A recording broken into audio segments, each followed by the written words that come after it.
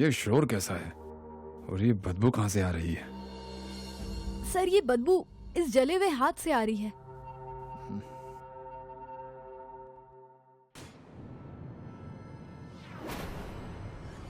Oh my God, ये हाथ यहाँ कैसे आया? सर कुछ कुत्ते आपस में लड़ रहे थे, उसमें से एक कुत्ता इसे पुलिस स्टेशन के अंदर ले आया। कुत्तों ने बुरी तरह से हाथ को नोच दिया है। मोहन, अगर यहाँ हाथ का टुकड़ा मिला है तो इसका मतलब बॉडी के बाकी हिस्से भी होंगे। कामिनी जी, सर्च टीम को बुलाइए।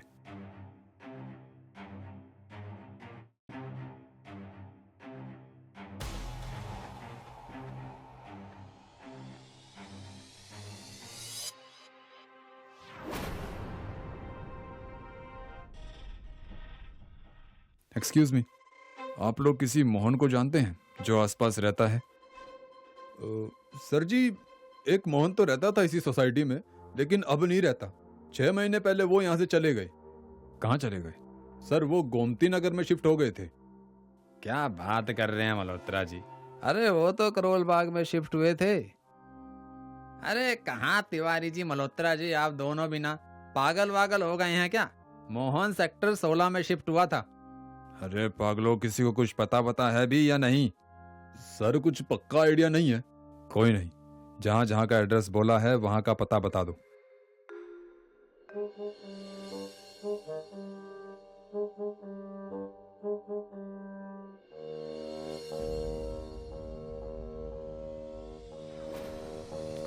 सर हमने सब जगह देख लिया, लेकिन बॉडी कहीं नहीं मिली और ना ही पूछताछ में कुछ पता चला है।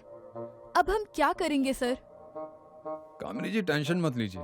क्राइम हुआ है तो क्रिमिनल पकड़ा ही जाएगा। क्रिमिनल किसी और से बच सकता होगा, पर राठौर से नहीं बच सकता। आप एक काम कीजिए। हेलो सर वो लोग गणपति नगर में शिफ्ट हुए थे, बस मैं इतना ही जानती हूँ, और वो कोई सही आदमी नहीं था। गायत्री जी, आप तो वही है ना जिससे मैंने लक्ष्मी नगर सोसाइटी के पास फोटो दिखाकर पूछा था? जी, लेकिन उस वक्त मैं बहुत घबरा गई थी, इसलिए कुछ बता नहीं पाई। इट्स ओके, आप बता दीजिए कि आप उस कटे हुए हाथ के बारे में क्या जानती हैं। सर वो हाथ मेरी सहेली रेशमा का है। इतने यकीन की वजह, उसके नेल्स पर जो आर्ट वर्क है, वैसे आर्ट वर्क की वो आदी थी। लेकिन वैसा आर्ट वर्क तो कोई भी आर्टिस्ट कर सकता है। जी कर सकता है, लेकिन उस आर्टिस्ट के फिंगर्स पर ऊपर वैसे ही 2 तिल हो, उतने ही डिस्टेंस पर। ऐसा इत्तेफाक शायद संभव नहीं है सर।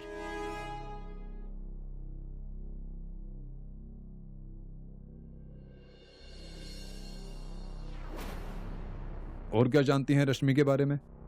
सर इस नील आर्ट के अलावा वो एकदम घरेलू थी, बहुत ही कम लोगों से मिलती थी। उसे जरूर मोहन ने ही मारा होगा। मोहन? मोहन कौन? रश्मि का बॉयफ्रेंड। रश्मि मोहन एक साथ साल भर से रह रहे थे। वो उसे बहुत मारता पीटता था। इतना ही नहीं सर, वो कमीना मुझे भी छेड़ता था। मैंने कई बार रश्मि को समझाने की कोशिश की थी कि वो मोहन को छोड़ दे, मगर उसकी आंखों पर प्यार की पट्टी बंधी थी। अगर छोड़ देती तो शायद आज जिंदा। हिम्मत से काम लीजिए गायत्री जी। अगर आपको उसका एड्रेस पता है तो प्लीज शेयर विद अस। वो गणपति नगर में कोयल अपार्टमेंट में फ्लैट नंबर 205 में उसके साथ रहती थी।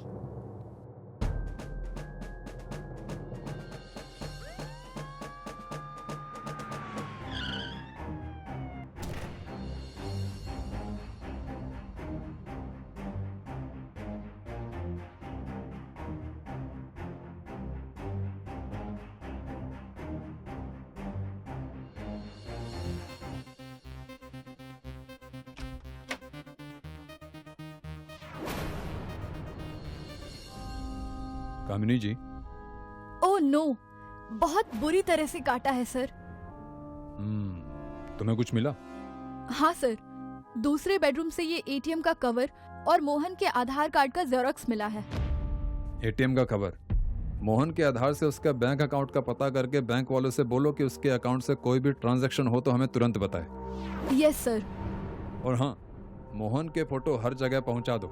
Railway station, airport, bus stand, everything. वो दरिंदा शहर से बाहर नहीं जाना चाहिए।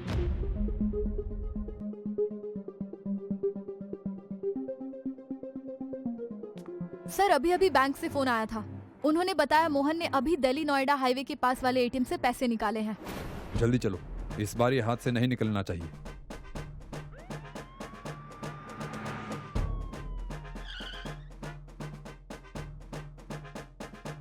सर मोहन फिर से बच गया। हाँ, पर कब तक बचेगा वो इंस्पेक्टर राठौड़ से? हेलो, क्या? ओके, हम पहुंच रहे हैं। गाड़ी वापस घुमाओ और जल्दी रंगीला ढाबा चलो। जल्दी, फास्ट फास्ट।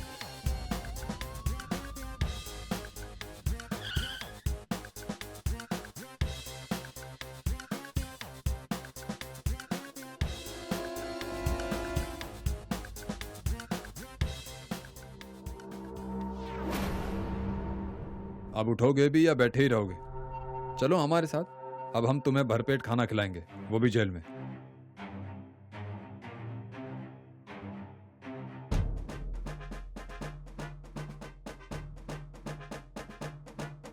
रुक जाओ मोहन, वरना मैं गोली मार दूंगा।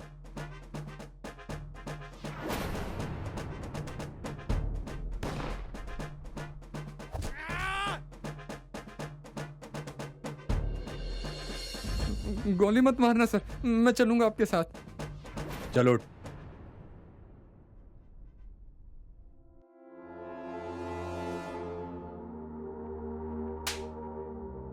क्यों मारा तूने रश्मि को? चल बोल।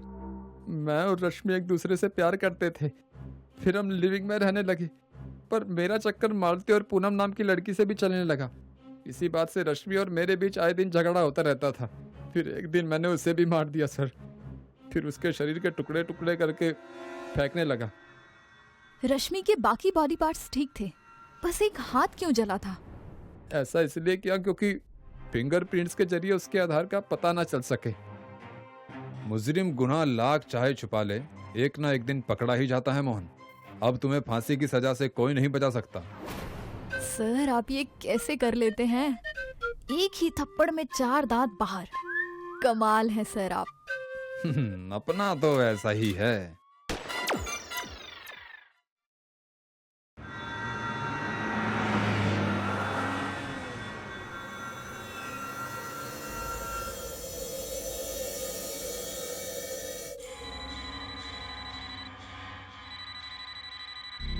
हेलो, खन्ना रेजिडेंस, कौन बोल रहा है?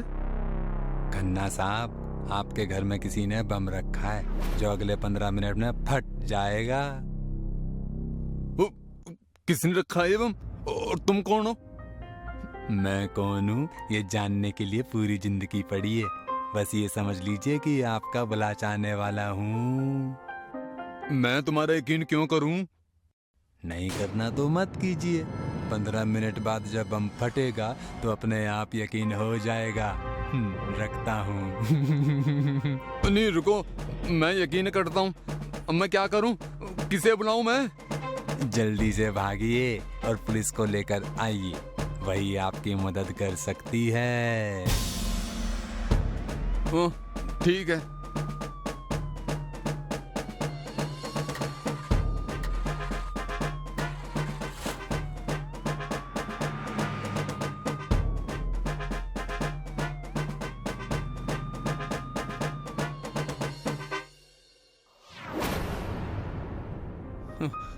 मैडम, मैडम, मेरे घर में बम फटने वाला है जी, जल्दी चलिए। आप जरा शांत हो जाइए और ठीक से बताइए कि क्या हुआ। कुछ भी बताने का टाइम नहीं है मेरे पास मैडम जी। मेरे घर में जो बम है वो 15 मिनट में फटने वाला है। अब चलिए जल्दी मेरे साथ। चलिए।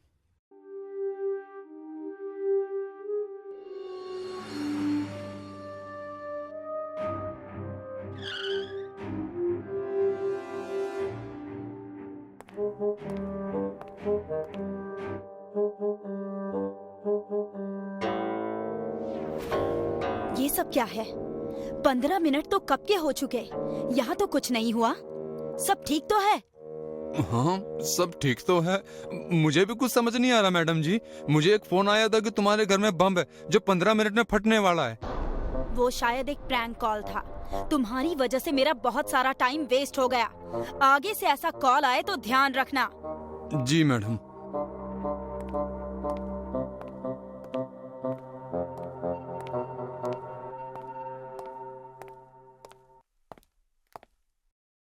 कामिनी, मुझे भी ना बताए कहाँ गई थी तुम? सर, एक आदमी किसी को प्रैंक कॉल करके परेशान कर रहा था, तो उसी को देखने गई थी। ठीक है।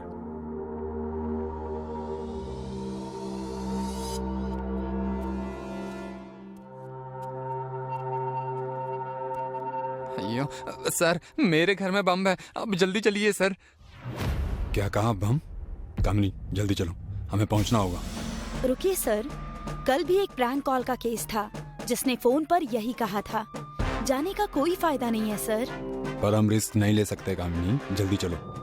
सर सर, मेरे घर में किसी ने बम रखा है सर, जो 20 मिनट में फटने वाला। मुझे बचाइए सर, मुझे बचाइए।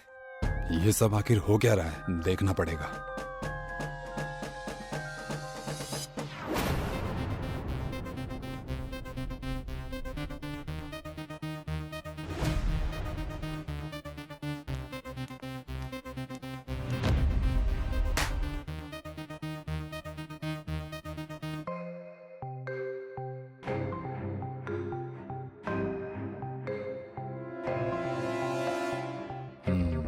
ये केस तो कुछ अलग ही है। कुछ अलग नहीं है सर, कोई लफंगा प्रैंक कॉल करके इन अमीरों को डरा रहा है बस। क्या कहा तुमने? अमीरों को? हाँ, ये सब हमारे इलाके के अमीर लोग हैं। कामिनी, पहला आदमी कौन आया था? चलो उसके घर।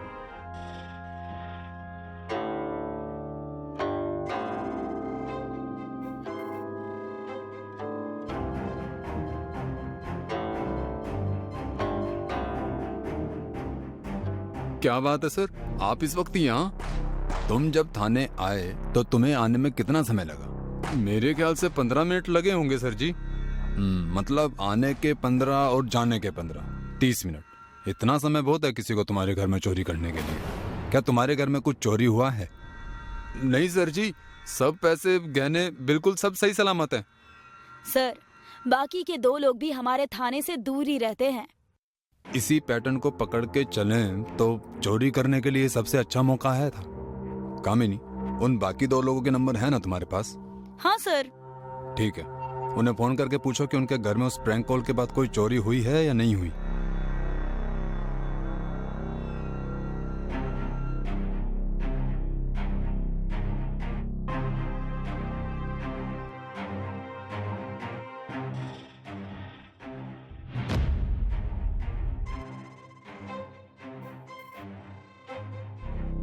सर, मैंने दोनों से पूछा, पर किसी के भी घर में कोई चोरी नहीं हुई। फिर क्या वजह हो सकती है?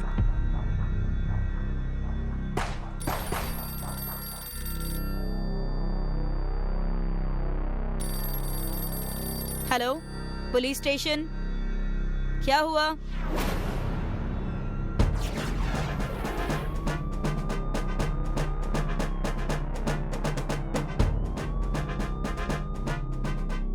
सर जी, उस दिन मुझे पता नहीं चला, पर आज सुबह जब मैं उठा तो मैंने देखा कि मेरे घर से 2 गद्दे गायब हैं।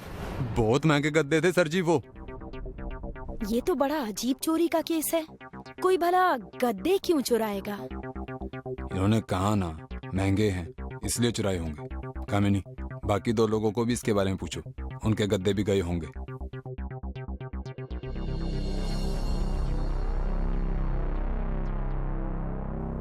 आप सही थे सर, उन्हें मेरे पूछने के बाद अभी पता चला। मतलब वो प्रैंक कॉल सिर्फ गद्दे चुराने के लिए था। नहीं कामिनी, मुझे ये इतना आसान नहीं लगता। कोई सिर्फ गद्दे चुराने के लिए इतना बड़ा प्रैंक कॉल नहीं कर सकता। इसके पीछे जरूर कोई और वजह है। नहीं सर, चोरी ही है, और क्या वजह हो सकती है? खैर, जाने दीजिए, मुझे गद्दे नहीं चाहिए सर जी।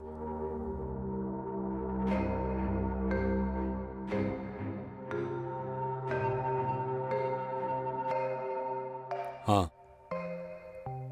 ठीक है, कितने बजे आएगा? Okay, thank you Raju. Sir, जैसा कि आपने कहा था, चोरी के दिन की घर के नजदीक की सारी सीसीटीवी फुटेज ले आई हूँ। पहले दिन जिस टेम्पो में गद्दे ले जाए गए, वही टेम्पो बाकी 2 जगहों पर भी था। कैमरे में चारों के चेहरे तो साफ नहीं दिखाई दिए, पर इससे लगता है कि ये सब किसी एक ही गैंग का काम है। लगता नहीं कामिनी, एक ही गैंग का है और उन्हें हम आज रात पकड़ लेंगे। कैसे सर? मुझे अभी मेरे एक इन्फॉर्मर ने बताया है कि उसने एक ऐसी गैंग को देखा है और वो आज रात एक और चोरी करने वाले हैं। उस वक्त हम उन्हें रंगे हाथ पकड़ लेंगे। क्या बात है सर।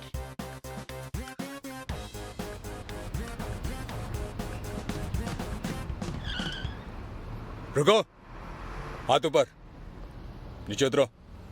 कामिनी, टेम्पो की तलाशी लो।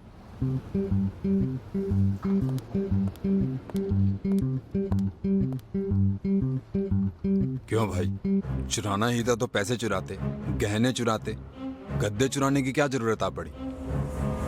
जमीन पर सोते हो क्या तुम लोग? नहीं सर, हमें माफ कर दीजिए, आगे से ऐसा नहीं करेंगे।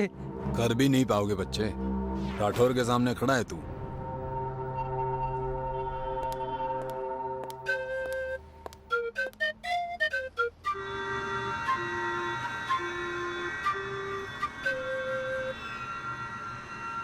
कामिनी, क्या तुम कभी इतने महंगे गद्दों पर सोई हो? नहीं सर, हमारी सैलरी में कहाँ ये सब आता है। तो जाओ, सोकर देखो। अभी? हाँ हाँ अभी। नहीं सर, जाने दीजिए सर। चुप कर तू, वरना तुझे हमेशा के लिए सुला दूंगा।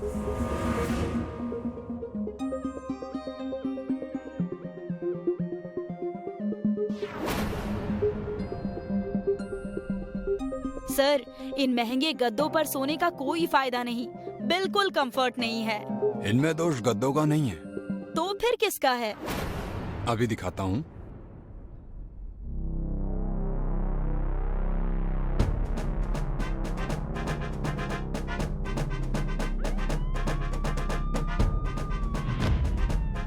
इतने सारे पैसे किसके हैं ये सब?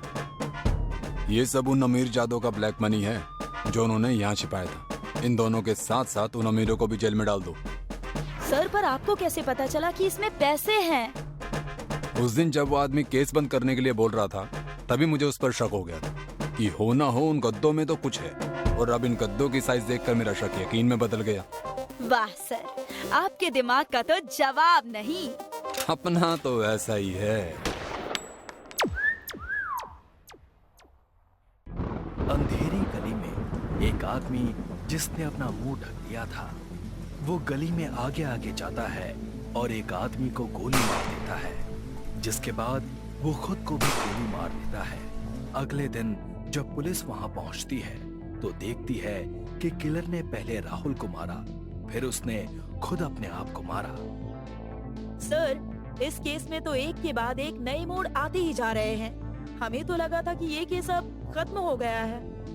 हाँ ना सर, ये केस तो भूल भुलैया की तरह गोल गोल घूमे जा रहा है। हमार तो दिमाग ही चकरा गया है। अब इस किलर ने राहुल को क्यों मारा, ये हमको कैसे पता चलेगा, क्योंकि खूनी भी मर चुका है। केस खत्म नहीं हुआ है, अभी तो सही कातिल का राज खोलना बाकी है और ये राज यहीं से खोलेंगे।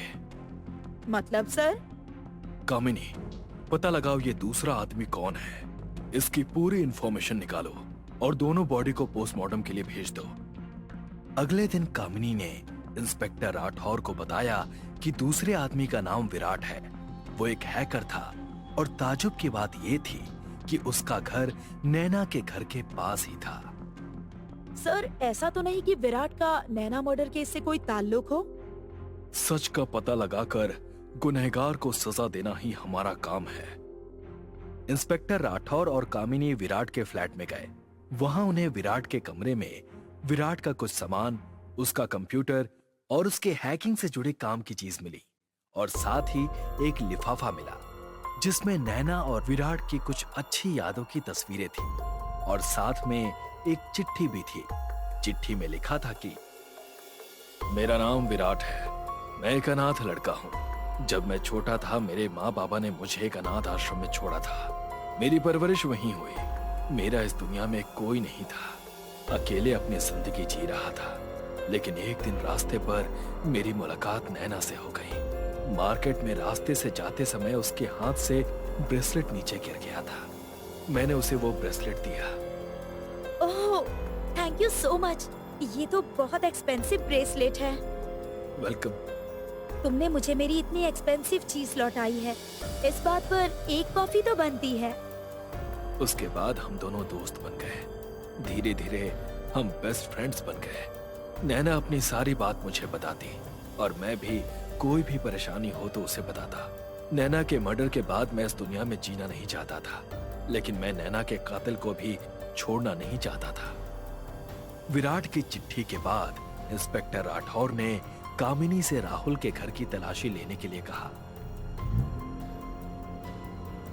राहुल के घर जाने के बाद कामिनी की मुलाकात राहुल की माँ से होती है। जी, आप कौन? मैं सब इंस्पेक्टर कामिनी हूँ और ये मेरे साथ हवलदार लालू पटेल हैं। जी, हम राहुल की मर्डर केस फाइल कर रहे हैं और उसी सिलसिले में हमें आपकी घर की तलाशी चाहिए। मेरा नाम ललिता है, मैं राहुल की माँ हूँ। और रही बात मेरे बेटे के केस के बारे में, तो मेरा बेटा तो चला गया मुझे छोड़कर। अब क्या किसी को सजा देनी? मेरा बेटा तो मुझे वापस नहीं मिलेगा ना। हम आपकी तकलीफ समझ सकते हैं, लेकिन राहुल के ताल्लुकात नैना से भी थे, इसीलिए प्लीज हमें हमारा काम करने दीजिए। पूरे घर की तलाशी लेने के बाद भी घर से कोई भी ऐसी चीज नहीं मिली जिस पर शक किया जा सके। बस कुछ डायरीज थी जिसमें राहुल अपनी मर्जी से कुछ गाने लिखता था। कामिनी ने वो सारी चीजें एक बैग में समेटी और पुलिस स्टेशन लेकर आ गई। इंस्पेक्टर राठौर ने सारी चीजों को परखा और उसके बाद जो उनके सामने आया उससे तो जैसे सारी गुत्थियां ही सुलझ गई। सर, हमें घर पर ऐसा कुछ नहीं मिला जिससे राहुल पर शक किया जा सके। कामिनी, जो सबूत हमें मिले हैं उससे तो ये केस 50% सॉल्व हो गया है। अब तो बस कंफर्म करना बाकी है। हमका कुछ समझ नहीं आया सर जी। आपको इन सब चीजों में ऐसा क्या मिल गया है जिससे केस निपट गया? और ऐसी कौन सी बात है जो हमारे दिमाग में ना आई? कामिनी, राहुल की माँ को यहाँ लेकर आओ। तो बताइए ललिता देवी जी, क्या जानती हैं आप राहुल के बारे में? मुझे यहाँ क्यों लाया गया है इंस्पेक्टर साहब? और मैं क्या जानती हूँ मतलब? किसके बारे में पूछ रहे हैं आप? इंस्पेक्टर राठौर ने ललिता जी को कुछ कागज के पन्ने दिखाए जिस पर राहुल ने गाने लिखे थे। ये हैंडराइटिंग पहचानती हैं आप? फिर इंस्पेक्टर राठौर ने ललिता जी को कुछ तस्वीरें दिखाई जो बबलू के मर्डर के दौरान खींची गई थी। उस एक तस्वीर में आईने में जो आई डिड इट लिखा था वो दोनों हैंडराइटिंग सेम थी। आशा है कि आप हमें सच बताएंगी। झूठ बोलकर अब कोई फायदा भी नहीं है। मेरा बेटा तो वैसे भी मर चुका है। हाँ, ये सच है कि बबलू का खून राहुल ने ही किया था। बबलू ने राहुल को देखा था नैना का खून करते वक्त, लेकिन उसने पुलिस को कुछ नहीं बताया क्योंकि वो राहुल को ब्लैकमेल करके पैसे लेना चाहता था। लेकिन बबलू नहीं जानता था कि वो अपनी मौत को बुलावा दे रहा है। राहुल बबलू के घर उसे पैसे देने के लिए नहीं बल्कि उसे मारने गया था। ललिता ने बताया कि राहुल बचपन में बहुत होशियार लड़का था। क्लास में हमेशा फर्स्ट आता था। जो नॉर्मल बच्चे मैथ्स के पेपर 3 घंटे में सॉल्व करते थे वो उनका बेटा 1.5 से 2 घंटे में सॉल्व कर देता था। सारे टीचर्स भी उससे बहुत खुश थे। सभी उसकी तारीफ करते थे, लेकिन राहुल की अकेले रहने की आदत थी। वो ना ही किसी से बात करता था और ना ही उसका स्कूल में कोई फ्रेंड था। और एक दिन वो हुआ जो किसी ने नहीं सोचा था। स्कूल की छुट्टी के दौरान एक लड़का स्कूल के बाथरूम में गया था। वहां उसका पैर फिसला और वो दीवार से टकराया। उसके सर से बहुत खून बहने लगा। थोड़ी देर के बाद राहुल वहां गया। उसने देखा कि वो लड़का करा रहा था। वो राहुल से मदद मांग रहा था। मेरी मदद करो राहुल, मुझे बहुत दर्द हो रहा है, मेरी मदद करो। राहुल उसके पास गया और हल्की सी मुस्कान के साथ उसे देखता रह गया। उस लड़के की दर्द भरी कराहने की आवाज जैसे उसके कानों में संगीत की तरह गूंज रही थी। मदद करो। राहुल वहां तब तक मुस्कुराता रहा जब तक उस लड़के की जान नहीं चली गई और आखिर में उस लड़के ने वहीं अपना दम तोड़ दिया। कुछ दिनों के बाद राहुल ने खुद से ये बात अपनी माँ को बताई। माँ, मुझे तुम्हें कुछ बताना है। क्या हुआ बेटा, बोलो। माँ, कुछ दिन पहले जब एक लड़का हमारे स्कूल में मर गया था ना, वो मेरे सामने ही मरा था। जब मैं वॉशरूम गया तब वो लड़का दर्द से तड़प रहा था, मुझसे मदद मांग रहा था, लेकिन मुझे उसकी आवाज बहुत अच्छी लग रही थी। मैं बस आंख बंद करके उसकी आवाज सुन रहा था और थोड़ी देर बाद उसकी मौत हो गई। ये बात सुनकर ललिता के पैरों तले जमीन खिसक गई। उसे कुछ समझ में नहीं आ रहा था कि वो करे तो करे क्या। इसीलिए उसने राहुल को एक हॉस्टल में डाल दिया। हॉस्टल से लौटने के बाद भी राहुल में कोई सुधार नहीं था। अब तो वो और भी ज्यादा अकेला रहने लगा था। वो दिन भर अपने कमरे में रहता। वो ललिता को भी अपने कमरे में आने नहीं देता था। राहुल को संगीत पसंद था, लेकिन उसे लोगों की चीखें, उनका दर्द भी अच्छा लगने लगा था। क्या नैना का खून भी राहुल ने ही किया था? हाँ, नैना को भी राहुल ने ही मारा था। और यही नहीं, नैना से पहले भी राहुल की एक और गर्लफ्रेंड थी। राहुल ने उसे भी मारा था। राहुल का दिमाग कुछ इस कदर था कि जो उससे प्यार करता था वो उसे मार देता था। तो उसने आपको कभी क्यों नहीं मारा? आप तो उसकी माँ हैं। आप तो उसे सबसे ज्यादा प्यार करती होंगी। जब मैंने उसे हॉस्टल भेजा तब से उसे ऐसा लगने लगा था कि मैं उससे प्यार नहीं करती, उसकी परवाह नहीं करती। इसलिए उसने कभी मुझे अपना माना ही नहीं। तो क्या नैना का खून भी? हाँ, नैना को भी राहुल ने ही मारा था। दरअसल नैना को उस रात को ही पता चल गया था कि राहुल की एक और गर्लफ्रेंड थी। जब उसने राहुल का मोबाइल चेक किया तो नैना को राहुल की अपनी पहली गर्लफ्रेंड के साथ वाले फोटोज मिल गए। नैना ने राहुल से उसके बारे में पूछा और राहुल ने नैना को सब कुछ बता दिया। क्या तुमने अपनी गर्लफ्रेंड को मार डाला? और अब तुम सब कुछ जान गई हो तो तुम्हारा जिंदा रहना मेरे लिए खतरनाक हो सकता है। वैसे तो मैं तुम्हें अभी नहीं मारने वाला था, लेकिन चलो कोई बात नहीं, कल नहीं तो आज ही सही, अभी ही सही। और ऐसा कहकर उसने नैना का कत्ल कर दिया। घर आने के बाद उसके चेहरे पर सुकून था। ललिता जी को डाउट हो गया था कि कहीं ना कहीं कुछ तो गलत हुआ होगा। आपका बेटा इतना बड़ा अपराधी था, लेकिन आपने फिर भी उसका साथ दिया। जितना आपका बेटा गुनहगार है उतनी ही गुनहगार आप भी हैं। इसके बाद इंस्पेक्टर राठौर ने ललिता का बयान लिया और अपने बेटे के खून में उसका साथ देने के जुर्म में उन्हें उम्र कैद की सजा सुनाई गई। वाह सर, आपका तो जवाब नहीं। आखिरकार आपने खूनी को भी पकड़ा और खूनी के खूनी को भी, और उसका साथ देने वाले को भी। हाँ सर, ये बात तो सच है। आप बहुत कमाल के हैं। अपना तो ऐसा ही है कामिनी। कोई भी मुजरिम राठौर की नजर से नहीं बच सकता, चाहे वो साइको ही क्यों ना हो।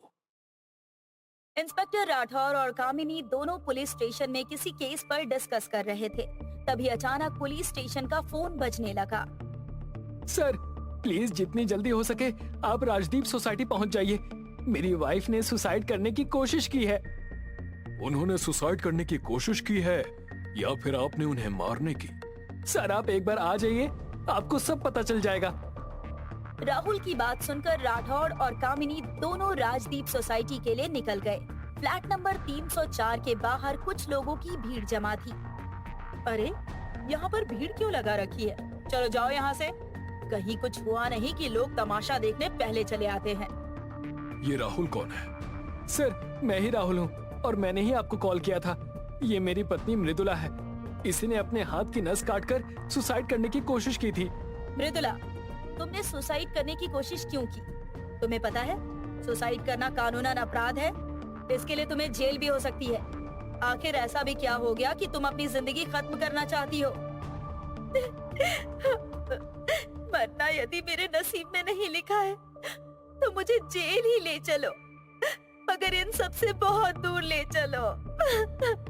या तो मुझे इस मुसीबत से बाहर निकालो या फिर मुझे मर जाने दो। मृदुला जोर जोर से रोने लगी। उसकी बातें सुनकर इंस्पेक्टर राठौर ने कामिनी की ओर इशारा किया और उसे चुप कराने को कहा। कामिनी उसे चुप करा ही रही थी कि उसके हाथ में रखा फोन बजने लगा। जैसे ही वो फोन बजा, वो डर कर राहुल की ओर देख रही थी। अननोन नंबर से फोन है, फोन उठाइए, किसका है? नहीं, मुझे फोन नहीं उठाना।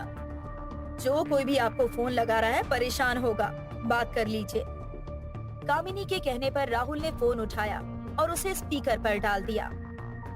अरे जाने मन, कहीं बिजी हो क्या जो मेरा फोन नहीं उठा रही हो?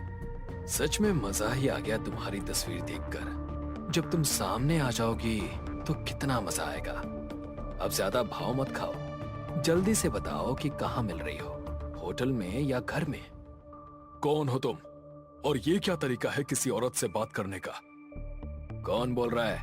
मैंने मृदुला को फोन लगाया है, जो प्यारी प्यारी बातें कर दिल बहलाती है। देखिए, आप जो कोई भी बोल रहे हैं ये रॉन्ग नंबर है। मृदुला ऐसा कोई काम नहीं करती है।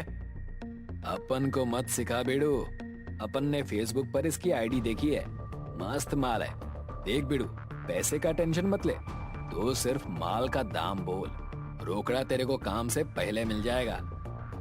फोन लगाने वाले की बातें सुनकर राहुल ने गुस्से में फोन कट कर दिया और इंस्पेक्टर की ओर देखकर बोला, सर देखा आपने, ये किस तरह की बातें कर रहा है? सुबह से इस तरह के 10 फोन आ चुके हैं। राहुल मृदुला के पास जाता है और उसे दिलासा देते हुए कहता है, तुम घबराओ नहीं मृदुला, हम जल्द ही उस हैकर को पकड़ लेंगे। मैं हूं ना तुम्हारे साथ।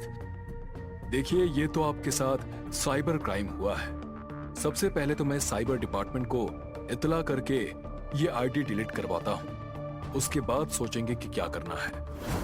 मगर सर, साइबर क्राइम तो लोगों को ठगी करने के लिए होता है। इस तरह से किसी की अश्लील फोटो अपलोड करने से किसी को क्या ही हासिल होगा? या फिर तो वो उस फोटो से मृदुला को ब्लैकमेल करते, पर किसी ने भी ब्लैकमेलिंग के लिए कॉल नहीं किया।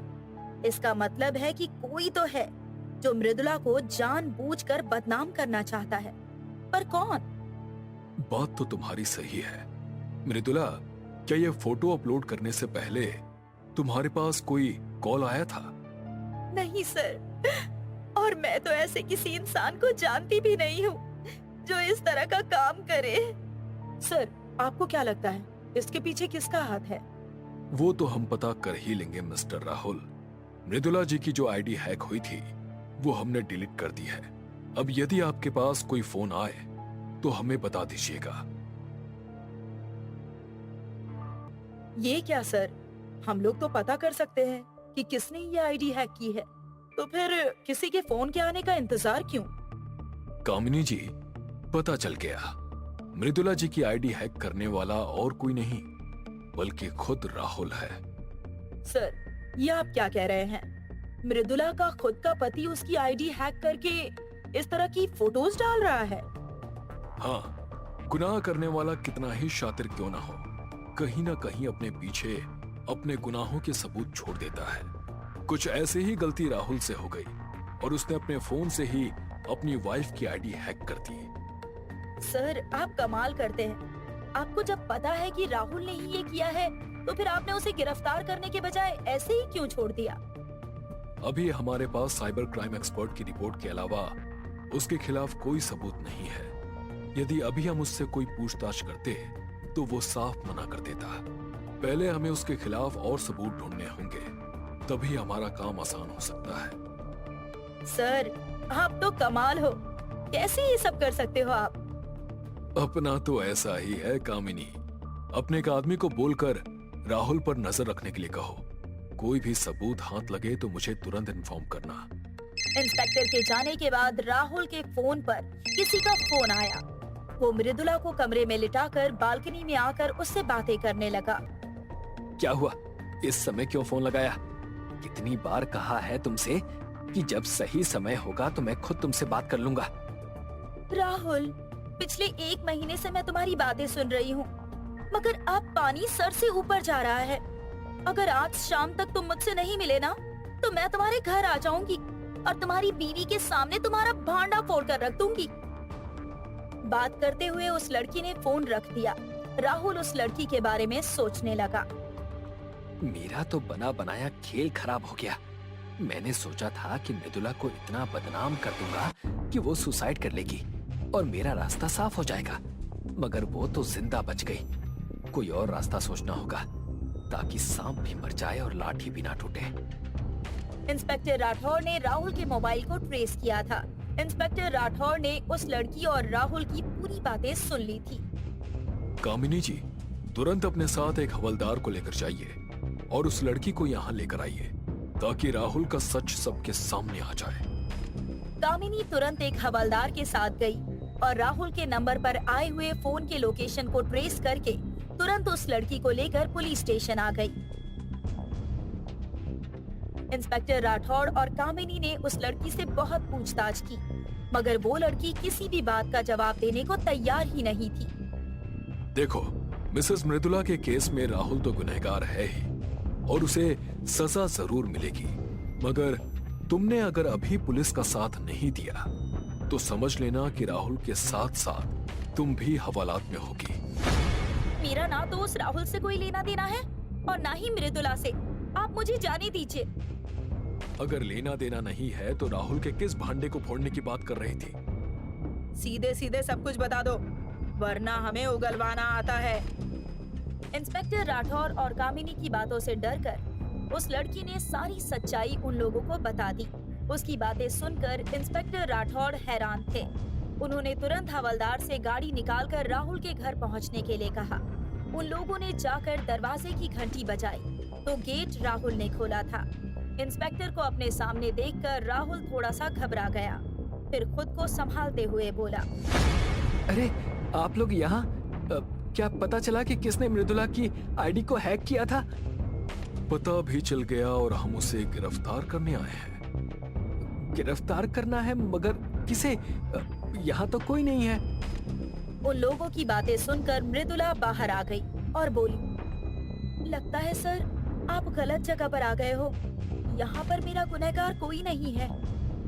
वो तो आपको अभी पता चल जाएगा। तो मिस्टर राहुल, सारी सच्चाई आप बता रहे हैं या फिर मैं बताऊं? सच्चाई? कैसी सच्चाई? तभी इंस्पेक्टर राठौड़ उस लड़की को सामने लेकर आए जिसे गिरफ्तार किया था। अपनी पहली बीवी को सामने देखकर राहुल के पैरों तले जमीन खिसक गई। अभी भी कुछ याद आया कि नहीं मिस्टर राहुल? या हम बताएं? सच्चाई ये है कि तुम पहले से ही शादीशुदा हो और गले तक कर्ज में डूबे हुए हो। गुंडे तुम्हें मारने की धमकी दे रहे हैं। तुमने इस सारी परेशानी से बाहर निकलने के लिए अपनी पहली पत्नी के साथ मिलकर एक प्लान बनाया। किसी अमीर बाप की बेटी को फंसाकर उससे शादी करने का प्लान। तभी सोशल मीडिया पर तुम्हें मृदुला की फोटोज दिखी। मृदुला को उसकी दौलत के लिए फंसाया था और उसे मारकर तुमने खुद को परेशानी से बाहर निकालने का बहुत अच्छा रास्ता अपनाया था, साइबर क्राइम का, ताकि किसी को भी तुम पर शक ना हो। मगर तुम ये भूल गए हो कि गुनहगार कितना ही शातिर क्यों ना हो, कानून की नजर से बच नहीं सकता। मृदुला जी, आपकी आईडी भी इन्होंने ही हैक की थी और आपको फोन लगाने वाला आदमी भी इनका ही था। ये आपको मेंटली इतना परेशान कर देना चाहता था कि आप खुद सुसाइड कर ले, और आपने सुसाइड करने की कोशिश भी की, मगर ये आपकी खुशकिस्मती थी और राहुल की बुरी किस्मत की आप बच गई। राहुल, अगर तुम्हें सिर्फ पैसे ही चाहिए थे तो मुझसे मांग लेते। तुम्हारे प्यार में मैं अपनी सारी जायदाद तुम्हारे नाम कर देती। एक बार बोल तो दिया होता। ऐसा कहकर मृदुला ने राहुल को एक जोरदार थप्पड़ मारा।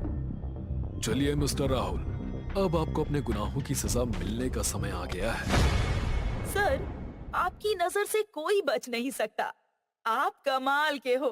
कैसे कर लेते हो आप ऐसा? अपना तो ऐसा ही है कामिनी। एक आदमी कॉल उठाता है और दूसरी ओर से आवाज आती है। तुम्हें जैसा कहा है बिल्कुल वैसा ही होना चाहिए, कुछ भी गड़बड़ नहीं होनी चाहिए। आप फिक्र मत करो बॉस, काम हो जाएगा। आप बस रोकड़ा तैयार रखना। काम होते ही तुम्हें पैसे मिल जाएंगे, लेकिन ये दिवाली उनकी काली दिवाली होनी चाहिए। दिवाली का माहौल था। ओशियन कंपनी के मालिक सदानंद के घर में भी दिवाली धूमधाम से मनाई जा रही थी, लेकिन सदानंद की बेटी अनन्या परेशान थी। वो अपने कमरे में बैठे किसी को बार बार कॉल किए जा रही थी। इतना टाइम हो गया लेकिन आकाश का कोई कॉल ही नहीं आया और उसका मोबाइल भी बंद है। तभी सदानंद अनन्या को लेने के लिए उसके कमरे में आते हैं। अनन्या बेटा, क्या कर रही हो तुम? हम सब कब से तुम्हें बुला रहे हैं। नीचे चलो, सब तुम्हारी राह देख रहे हैं। मैं बस अभी आती हूँ पापा, आप चलिए ना आगे। नहीं नहीं, तुम अभी मेरे साथ चलो। सदानंद अनन्या को सबके साथ नीचे ले गए। क्या यार, कब से वेट कर रही हूँ तेरा। देख, रंगोली मुझे अकेली बनानी पड़ी और सारे दिए भी मैंने ही जलाए तेरी राह देखते देखते। चल अभी एंजॉय करते हैं। सभी लोग पटाखे जलाने के लिए गार्डन में गए। पटाखे जलाते जलाते सभी लोग बेहोश होने लगे और जब सबको होश आया तो वहाँ अनन्या नहीं थी। सभी को टेंशन होने लगी कि अनन्या कहाँ गई। सदानंद ने फौरन पुलिस को कॉल किया। हेलो पुलिस स्टेशन, मैं शिवांश बंगले से बात कर रहा हूँ। ओशन कंपनी का मालिक सदानंद। सर मेरी बेटी गायब हुई है सर। आप प्लीज जल्दी हमारे घर पर आ जाइए। आप घबराइए मत, हम अभी वहां पहुंचते हैं।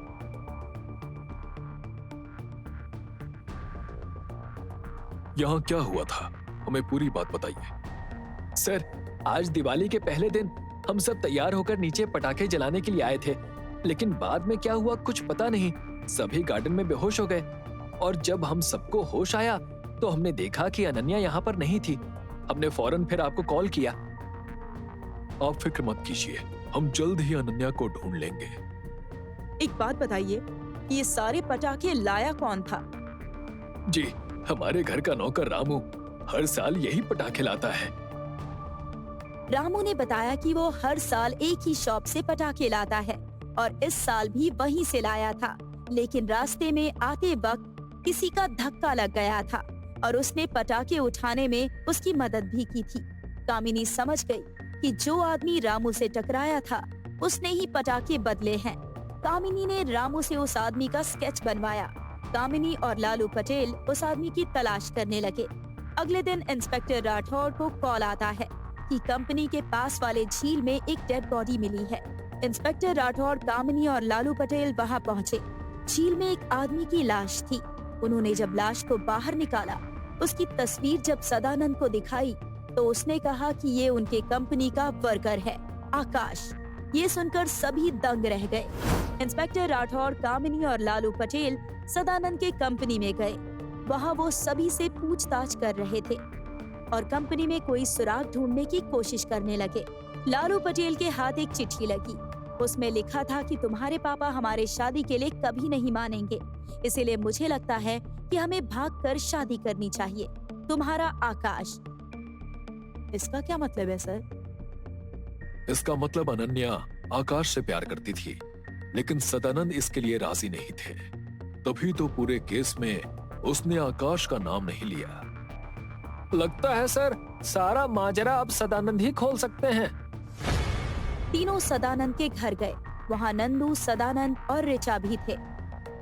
सर, अनन्या का कुछ पता चला? कहाँ है वो? सदानंद जी, आकाश के बारे में आप क्या जानते हैं? सर, मैंने आपको बताया ना कि वो मेरी कंपनी में काम करता था, एक मामूली वर्कर था और आपकी बेटी का प्रेमी भी। क्यों, सही कहा ना? अनन्या आकाश से प्यार करती थी, लेकिन आपको ये बात बिल्कुल पसंद नहीं थी। कामिनी ने देखा कि ऋचा थोड़ी सहम गई है। ऋचा, क्या तुम कुछ जानती हो? जानती हो तो हमें बताओ, घबराने की कोई जरूरत नहीं है। ऋचा ने बताया कि एक दिन जब वो अनन्या से मिलने उसके रूम में जा रही थी तो उसने देखा कि सदानंद अंकल वहाँ पर थे और उन दोनों का झगड़ा हो रहा था आकाश को लेकर। मैं आकाश से प्यार करती हूँ पापा। तुम उसके साथ कैसे रह सकती हो अनन्या? जितने में उसका पूरा घर है उतने में तो सिर्फ तुम्हारा बेडरूम है। एडजस्ट कर लूंगी पापा। Adjust my foot. मैं तुम्हें आखिरी बार समझा रहा हूँ, या तो आकाश को भूल जाओ, नहीं तो मैं उसे। अब आपका क्या कहना है सदानंद जी? कहीं ऐसा तो नहीं कि आपने ही आकाश का खून किया और इस केस से ध्यान भटकाने के लिए अनन्या का किडनैप करवाया? हाँ, मैंने गुस्से में कह दिया था कि मैं उसे मार डालूंगा, लेकिन इसका मतलब ये नहीं कि मैं उसे सच में मार दूंगा। मैं आकाश को पसंद नहीं करता था, लेकिन ये भी बात सच है कि वो एक मेहनती और ईमानदार लड़का था। और शायद इसी वजह से मैं कुछ हद तक उसे पसंद करने लगा था और हो सकता था कि शादी के लिए भी मान जाता। सदानंद से बात करने के बाद कामिनी और राठौड़ वहाँ से चले गए। अगले दिन लालू पटेल और कामिनी सदानंद के ऑफिस में गए कंपनी की सीसीटीवी फुटेज चेक करने के लिए। फुटेज लेकर कामिनी पुलिस स्टेशन पहुंची और फुटेज इंस्पेक्टर राठौड़ को दिखाई। फुटेज में उन्होंने देखा कि वही आदमी है जिसके स्केच को रामू ने बनवाया था। फुटेज में वो किससे बात करता हुआ नजर आ रहा था ये ठीक से नहीं दिख पा रहा था क्योंकि दूसरा आदमी पीठ की तरफ किए खड़ा था। लेकिन फुटेज को अच्छी तरह से देखने के बाद उन्हें एक बात समझ आई। कामिनी, ये देखो, इस आदमी के हाथ में एक घड़ी है। ऐसी ही घड़ी मैंने नंदू के हाथ में देखी थी। कामिनी और राठौड़ फौरन सदानंद के घर गए। वहां जाकर उन्होंने देखा कि नंदू बंगले से बाहर जा रहा है। राठौड़ और कामिनी ने उसका पीछा किया। नंदू एक चौक के पास आकर रुका और चौल में चला गया। वहां एक घर में घुस गया। कामिनी और राठौड़ ने उसका पीछा किया। मैंने तुमसे कहा था ना कि ये शहर छोड़ के चले जाओ। साहब, आपने अभी तक पूरा पैसा नहीं दिया तो मैं कैसे चला जाऊं? ये लो पैसे और अभी के अभी यहाँ से दूर चले जाओ। तभी वहाँ राठौड़ और कामिनी पहुँच गए। वो आदमी और नंदू वहाँ से भागने की कोशिश करने लगे, लेकिन राठौड़ और कामिनी ने उन्हें पकड़ लिया। बताओ, तुमने ही अनन्या को किडनैप करवाया है ना? और आकाश को भी तुमने ही मारा होगा। नहीं सर, मैंने किसी का खून नहीं किया। मैं तो बस अपने बड़े भाई सदानंद को सबक सिखाना चाहता था। नंदू ने बताया कि कंपनी का सारा कारोबार वो देखता था, लेकिन उसके काम का कोई मतलब नहीं था। सब कुछ बड़े भैया के ही नाम था। वो बताता है कि सारा प्रॉफिट भैया का, जबकि मेहनत वो करता था। इसीलिए उसने सदानंद को सबक सिखाने की ठान ली और उस आदमी को पैसे देकर पटाखों की अदला बदली करवा दी ताकि दिवाली में आए मेहमानों को चक्कर आए और सारा इल्जाम सदानंद पर आ जाए। लेकिन अनन्या की किडनैपिंग की वजह से सारा खेल बिगड़ गया। सर, मैं अपने भाई से नफरत जरूर करता हूँ, लेकिन अनन्या मेरी बेटी जैसी है। प्लीज उसे बचा लीजिए। तभी इंस्पेक्टर राठौड़ को कॉल आया कि जेबी नगर रोड पर कुछ लड़कियों को बेचने के लिए शहर से बाहर ले जा रहे हैं। कामिनी और राठौड़ जल्दी से जल्दी वहां पहुंचे और लड़कियों को बचा लिया। उसमें अनन्या भी थी। अनन्या जैसे ही कामिनी के पास जाने लगी, एक नकाब पहने पूरे काले कपड़ों वाले आदमी ने उसे पकड़ लिया और उसके सिर पर बंदूक तान दी और अजीब आवाज में बोलने लगा, मैं इसे मार डालूंगा। कामिनी ने चालाकी से उस आदमी के बंदूक के ऊपर गोली चलाई और उसे पकड़ लिया और जब उसका नकाब उतारा तो वो रिचा थी। ये देखकर अनन्या दंग रह गई। रिचा, ये सब तुमने किया? मुझे यकीन नहीं हो रहा है। तुम तो मेरी बेस्ट फ्रेंड हो ना? हाँ, ये सब मैंने ही किया है। रिचा ने बताया कि उसके पापा सदानंद की कंपनी में काम करते थे। एक हादसे के दौरान कंपनी में उनकी मौत हो गई, लेकिन सदानंद ने उनके इलाज का खर्चा तक नहीं दिया और ना ही कोई हर्जाना दिया। सदानंद की वजह से रिचा के परिवार को बहुत बुरी हालत में अपने दिन निकालने पड़े और इसी बात का गुस्सा निकालने के लिए उसने अनन्या को किडनैप किया। लेकिन आकाश को उसकी सच्चाई पता चल गई थी, इसीलिए उसने आकाश को मार डाला और नंदू के प्लानिंग के बारे में भी वो जानती थी। इसीलिए उसने मौके का फायदा उठाकर अनन्या को किडनैप किया क्योंकि वो सदानंद को बर्बाद करना चाहती थी। खेल तो बहुत अच्छा खेला था तुमने रिचा, लेकिन एक बात भूल गई कि कानून की नजर से कोई बच नहीं सकता। वाह सर, क्या बात है, जवाब नहीं आपका सर। अपना तो ऐसा ही है कामिनी।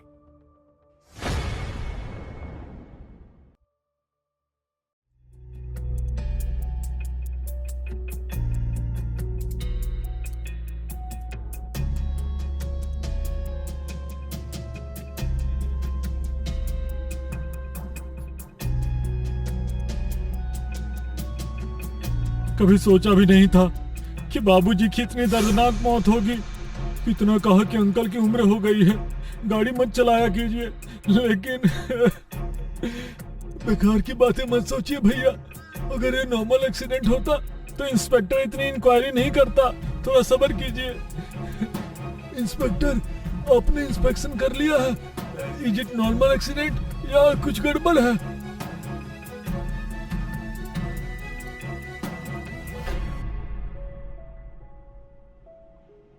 गड़बड़ है या नहीं, ये तो इन्वेस्टिगेशन के बाद ही पता चलेगा। फिलहाल इतना जान लीजिए कि कार की ब्रेक लाइन टूटी हुई है और इसी वजह से आपके पिताजी दयानंद जी का एक्सीडेंट हुआ। ये एक्सीडेंट नहीं है, मर्डर है। मारा गया है दादाजी को। 2 दिन पहले ही तो गाड़ी सर्विस होकर आई थी, ऐसे कैसे ब्रेक फेल हो सकते हैं? दीक्षा बेटा, ये तुम क्या कह रही हो? इंस्पेक्टर, ये मेरी बेटी दीक्षा है। ये अपने दादाजी से बहुत प्यार करती थी, इसीलिए कुछ भी बोल रही है। आप इसकी बातों पर। नहीं पापा, मैं कुछ भी नहीं बोल रही हूँ, सच बोल रही हूँ। दादाजी की कार 2 दिन पहले ही सर्विस होकर आई है, सब परफेक्ट था। बिलीव मी, उनका खून हुआ है। लेकिन किसने किया होगा तुम्हारे दादाजी का खून? मुझे पता होता तो मैं कातिल को साथ ही लाती, उसे दीक्षा, सदमा लगा है इसे, आप लोग इसे हॉस्पिटल ले जाइए। क्या लगता है सर, दीक्षा सच बोल रही है या एक महज नॉर्मल एक्सीडेंट है? आप सवाल कम, काम ज्यादा कीजिए। विक्टिम के तीनों बेटे की जन्म कुंडली लेकर आइए मेरे पास।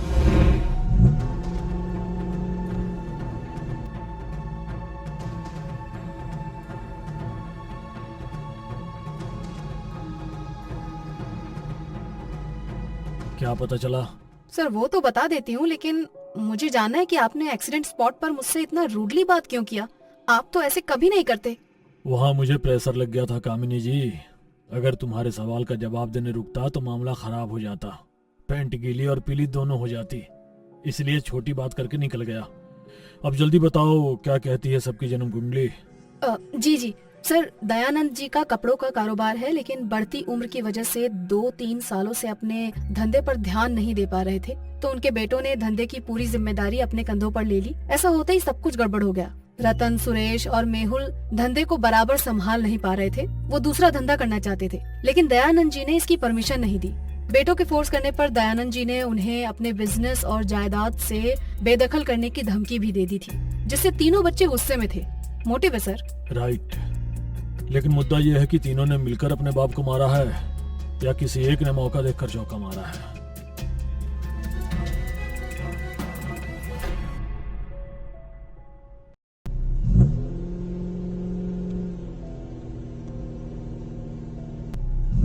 इंस्पेक्टर, आप तो मुझे पुलिस स्टेशन ले जा रहे थे, मगर ये रास्ता तो आपके पुलिस स्टेशन को नहीं जाता। बड़ी जल्दी है आपको पुलिस स्टेशन जाने की। इंस्पेक्टर, पागल हो गए हो क्या? धीरे करो गाड़ी। नहीं कर सकता, ब्रेक फेल हो गए हैं। मर गए।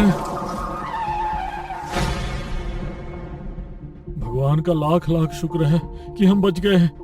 बच तो गए, लेकिन ये ब्रेक अचानक फेल कैसे हो गए? हाईवे पर ब्रेक फेल होने के बाद भी जिंदा हो इंस्पेक्टर। इन्वेस्टिगेशन से पहले इस बात की खुशी तो मना लो। काश पापा की गाड़ी चट्टान से टकराने की वजह ऐसे ही किसी रेत के टीले से टकराती तो वो। आपको ब्रेक ठीक करना आता है क्या?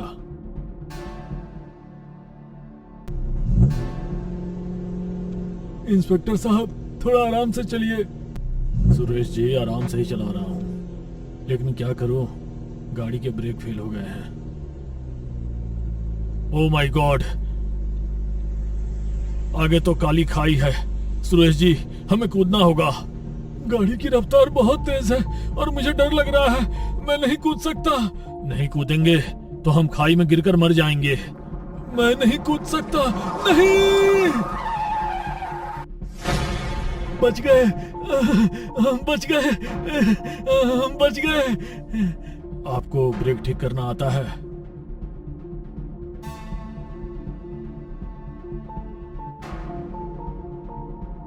क्या हुआ सर, ब्रेक फेल के नाटक ने कुछ काम किया?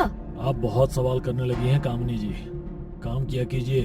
सर, बाथरूम में साबुन नहीं है, मेरे ड्रॉअर से लिक्विड सोप ले जाइए। Thank you.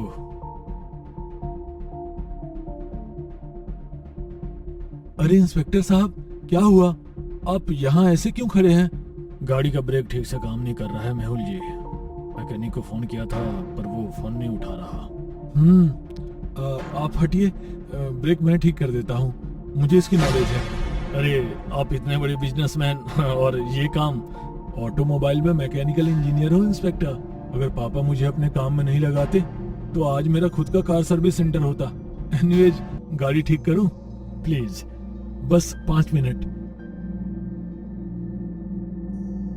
लीजिए सर, ब्रेक ठीक कर दिया मैंने। Thank you. आपको तो सच में गाड़ी के बारे में बहुत कुछ पता है, इसलिए आपने अपने पिताजी की गाड़ी, जो कि 2 दिन पहले ही सर्विस होकर आई थी, उसके ब्रेक्स इतनी सफाई से फेल कर दिए। आपको फर्दर इन्वेस्टिगेशन के लिए पुलिस स्टेशन चलना होगा मिस्टर मेहुल। आप हमारे प्राइम सस्पेक्ट हैं। आई नो तुमने ही अपने पिता का कत्ल किया है। इसे जितनी जल्दी एक्सेप्ट कर लोगे उतने सुखी रहोगे। आपको पता है कि पापा ने मुझे ऑटोमोबाइल सर्विस सेंटर क्यों नहीं खोलने दिया? क्योंकि उन्हें लगता था कि मैं अपने दोनों बड़े भाइयों में सबसे ज्यादा काबिल हूँ और उनका बिजनेस आगे बढ़ा सकता हूँ। मैं वही कर रहा था, लेकिन दोनों बड़े भाइयों के जिद भरे डिसीजन से बिजनेस को चौपट कर रहे थे। इस बात को लेकर पिताजी का रतन भैया और सुरेश भैया से बहुत झगड़ा हुआ था। आप उनसे पूछिए ना, लेकिन मुझे उन्होंने कुछ नहीं कहा। जितना प्यार वो मुझसे करते थे उतना ही मैं भी उनसे करता था। कामिनी जी, रतन और सुरेश को जल्दी बुलाइए, नहीं आए तो उठाकर ले आइए, लेकिन वो मुझे अभी पुलिस स्टेशन में चाहिए। मैं भी तो देखूं कौन सी ऐसी राक्षस औलाद है जिसने अपने ही पिता का खून किया है। जी सर, जी। आप भाइयों को क्यों बुला रहे हैं? उनके और पिताजी के बीच हुए झगड़े का राज खोलने के लिए। दादाजी, क्यों चले गए आप? आपकी बहुत याद आ रही है दादाजी। बेबी, दादाजी के खून में किसे पकड़ा गया? पुलिस इन्वेस्टिगेशन कर रही है, कुछ पता चलेगा तो बताऊंगी। अरे आप कब आई? कुछ पता चला? दादाजी की कार ब्रेक लाइन किसने कट की? अभी तक तो कुछ नहीं पता चला है। वैसे आपके पापा और बड़े चाचा सुरेश जी कहाँ हैं? उनका फोन नहीं लग रहा है। वो दोनों तो कारोबार के सिलसिले में शहर से बाहर गए हैं। ठीक है, आए तो पुलिस स्टेशन भेज देना। सर, रतन और सुरेश दोनों बिजनेस के चक्कर में शहर से बाहर गए हैं, लेकिन मुझे वहाँ एक चीज अजीब लगी। जब मैं वहाँ पहुँची तो दीक्षा किसी से हंस कर बात कर रही थी। है तो वो बच्ची ही, लेकिन मेरे सिक्स सेंस ने उस पर शक कर डाला। ये रही उसकी सीडीआर रिपोर्ट। एक कार और गेम ब्लॉगर है विक्की, उससे उसकी रोजाना बात होती है। शायद जब मैं वहाँ पहुँची थी तब भी वो उसी से बात कर रही थी। और एक्सीडेंट वाले दिन विक्की की मोबाइल की लोकेशन दयानंद के घर के आसपास की ही है। अगर ऐसा है तो हो सकता है दीक्षा हमसे माइंड गेम खेल रही है। ऐसा करो, रतन और सुरेश के आते ही दोनों को भी उठा लो।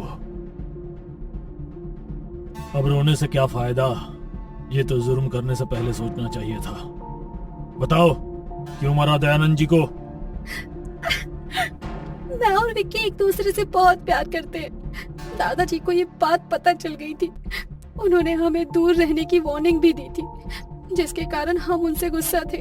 उनकी वजह से ना तो हम एक दूसरे से बात कर पा रहे थे और ना ही मिल पा रहे थे। इस बात से चिढ़कर हम दोनों ने एक प्लान बनाया। उस दिन मैंने विक्की की डायरेक्शन में दादाजी की कार की ब्रेक लाइन और घर के फोन के वायर कट कर दिए। फिर प्लान के अनुसार जैसे ही दादाजी आए, विक्की, जो कि उस वक्त मेरे कमरे में ही था, वो वहाँ से निकला और दादाजी को देखकर शॉक्ड होने की एक्टिंग करके वहाँ से भाग गया। दादाजी कार लेकर उसके पीछे भागे, जिसके बाद वही हुआ जैसा सोचा था। एक्सीडेंट में दादाजी मर गए। मर नहीं गए, बल्कि मार दिया तुम दोनों ने। इंस्पेक्टर साहब, लगता है हमारी ही परवरिश में कोई कमी रह गई थी, जो मेरी बेटी ने ऐसा कुकर्म किया। इसे मेरी नजरों के सामने से ले जाइए, ले जाइए। रतन जी, हर चीज माँ बाप नहीं दे सकते। कुछ फैसले बच्चों के हाथ में भी होते हैं। आपकी बेटी गलत ट्रैक पर अपनी चॉइस से गई है, इसमें आपकी कोई गलती नहीं है।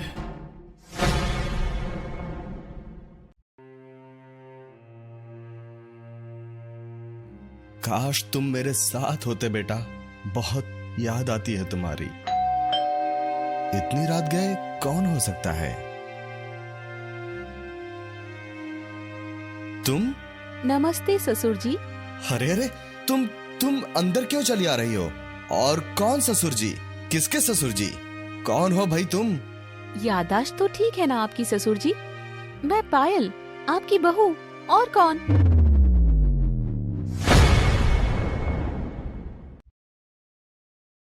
इंस्पेक्टर, ये लड़की झूठ बोल रही है। ये मेरी बहू पायल नहीं है।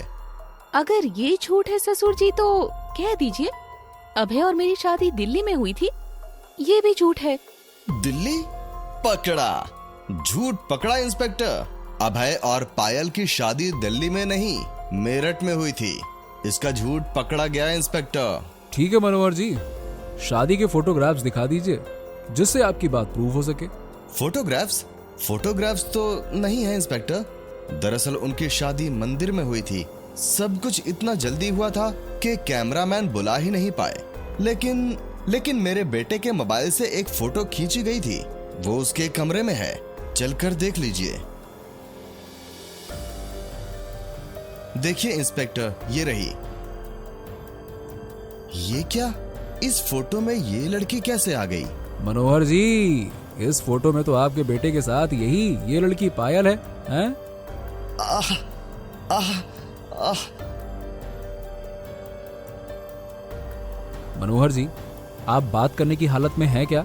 जी कर सकता हूँ। मनोहर जी, अगर ये नकली पायल है तो असली पायल कहाँ है? और आप... जी इंस्पेक्टर, शादी के कुछ दिनों बाद ही पायल ने अपने रंग दिखाने शुरू कर दिए थे।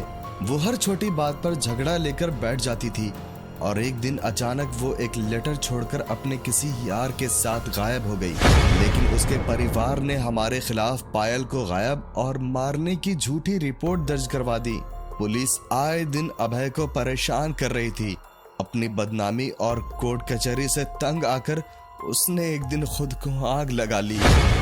सच ये नहीं है सर, सच ये है कि अभय और मैं नदी किनारे घूमने गए थे, जहाँ पर फिसल जाने से उनकी मौत हो गई थी। उन्हें अपने मरने की इंट्यूशन शायद पहले ही हो गई थी, इसीलिए उसने अपने मरने के कुछ दिन पहले ही घर और जमीन सब कुछ मेरे नाम कर दिया है। शायद इसीलिए ससुर जी मुझे जायदाद से बेदखल करने के लिए ये सब कर रहे हैं। खामोश हो जा लड़की, नहीं तो मैं तेरा मुंह नोच लूंगा। इंस्पेक्टर साहब, ये लड़की झूठ पर झूठ बोली जा रही है। मेरे बेटे ने कोई घर जमीन इसके नाम नहीं किया। विश्वास कीजिए मेरा इंस्पेक्टर, मेरे पास इसे झूठ साबित करने के लिए एक पक्का ठोस सबूत है सर। दिखाइए। उसके लिए कहीं जाना पड़ेगा। इस गली में हमारे घर की पुरानी नौकरानी बसंती रहती है। वो इस झूठी पायल का नकली नकाब नोच डालेगी।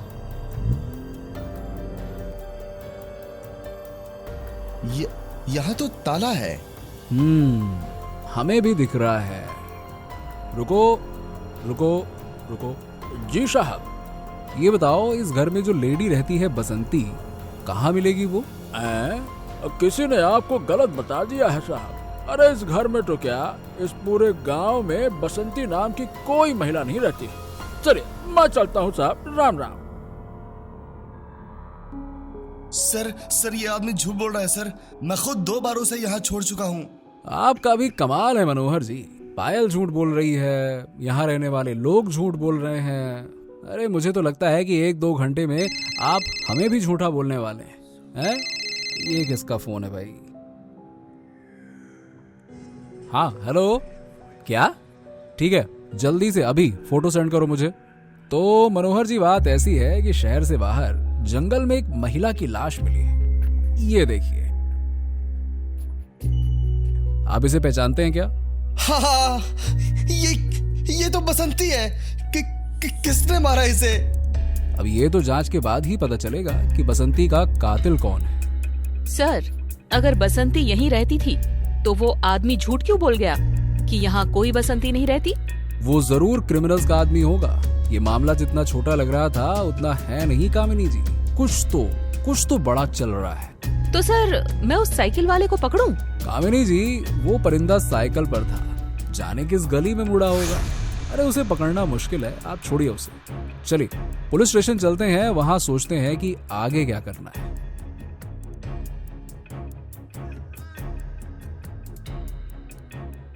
इंस्पेक्टर, एक और तरीका है पायल का सच जानने का।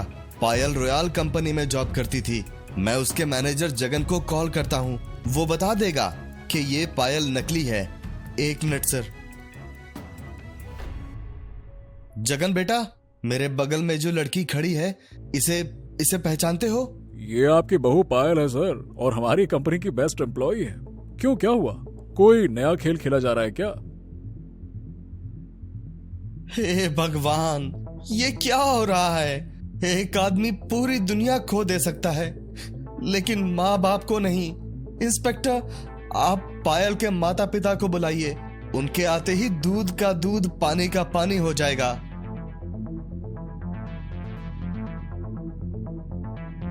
कहिए इंस्पेक्टर, क्यों बुलाया आपने?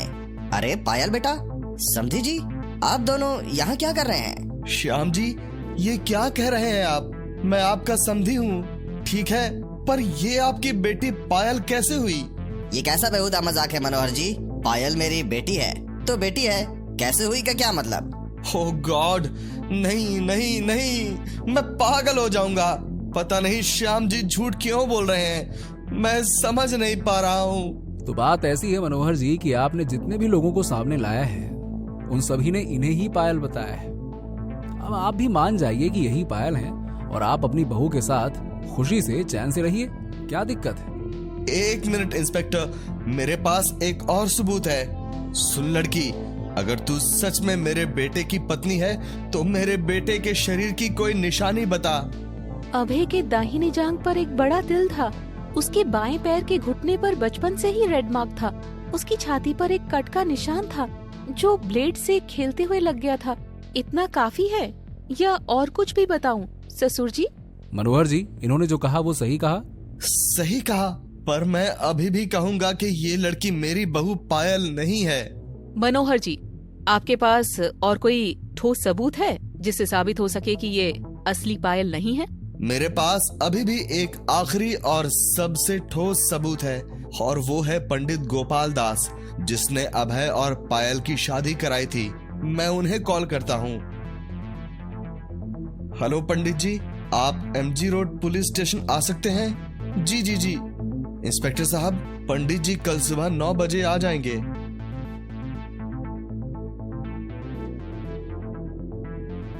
जी नहीं, ये वो पायल नहीं है जिससे इनके बेटे अभय की शादी हुई थी। वो तो कोई और थी। देखा इंस्पेक्टर, आपने सुना, ये मेरी बहू पायल नहीं है। अब तो आपको यकीन हो गया ना? जी हाँ, बिल्कुल बिल्कुल मनोहर जी, मुझे आप पर पूरा यकीन है कि ये लड़की जो आपको बेवकूफ बना रही है ये आपकी बहू पायल नहीं है। लेकिन बेटा, ये आपका बेटा अभय जरूर है। क्यों बसंती, तुम जिंदा हो? क्यों? इसे जिंदा देख हैरान हो गए तुम दोनों? कुछ समझ आया या नहीं? अरे मैं समझाता हूँ ना। तो मनोहर जी, बात ऐसी है कि आपके प्रिय बेटे ने पायल को जलाकर मार डाला और उसे कहीं दफना दिया। इस बीच पायल के माता पिता ने आपके बेटे पर पायल को गायब करने और मारने का केस दर्ज कर दिया। अब इससे छुटकारा पाने के लिए तुम बाप बेटे ने किसी XYZ की बॉडी को जलाकर उसे अभय की लाश प्रूफ कर दिया। अब इससे कोर्ट केस तो बंद हो गया, लेकिन भगवान की अदालत में जो केस एक बार खुल जाता है ना, वो बंद नहीं होता। तो जिस जगह पायल की लाश को तुम्हारे बेटे ने दफनाया था उसे एक डॉगी ने खोद कर बाहर निकाल लिया, और उसके बाद श्याम जी और अनीता जी ने आपके बेटे को कानपुर मार्केट में देख लिया और मुझे खबर कर दिया। बस, जिसके बाद मैंने भी एक नाटक का जाल तैयार किया और तुम दोनों बाप बेटों को उसमें फंसा लिया। तो मनोहर जी, ये पायल नहीं बल्कि लाल चौक थाने की इंस्पेक्टर रागिनी सिंह है, जो ड्रामा कंपनी में भी काम करती हैं, और आज इनका ड्रामा यहाँ काम आया।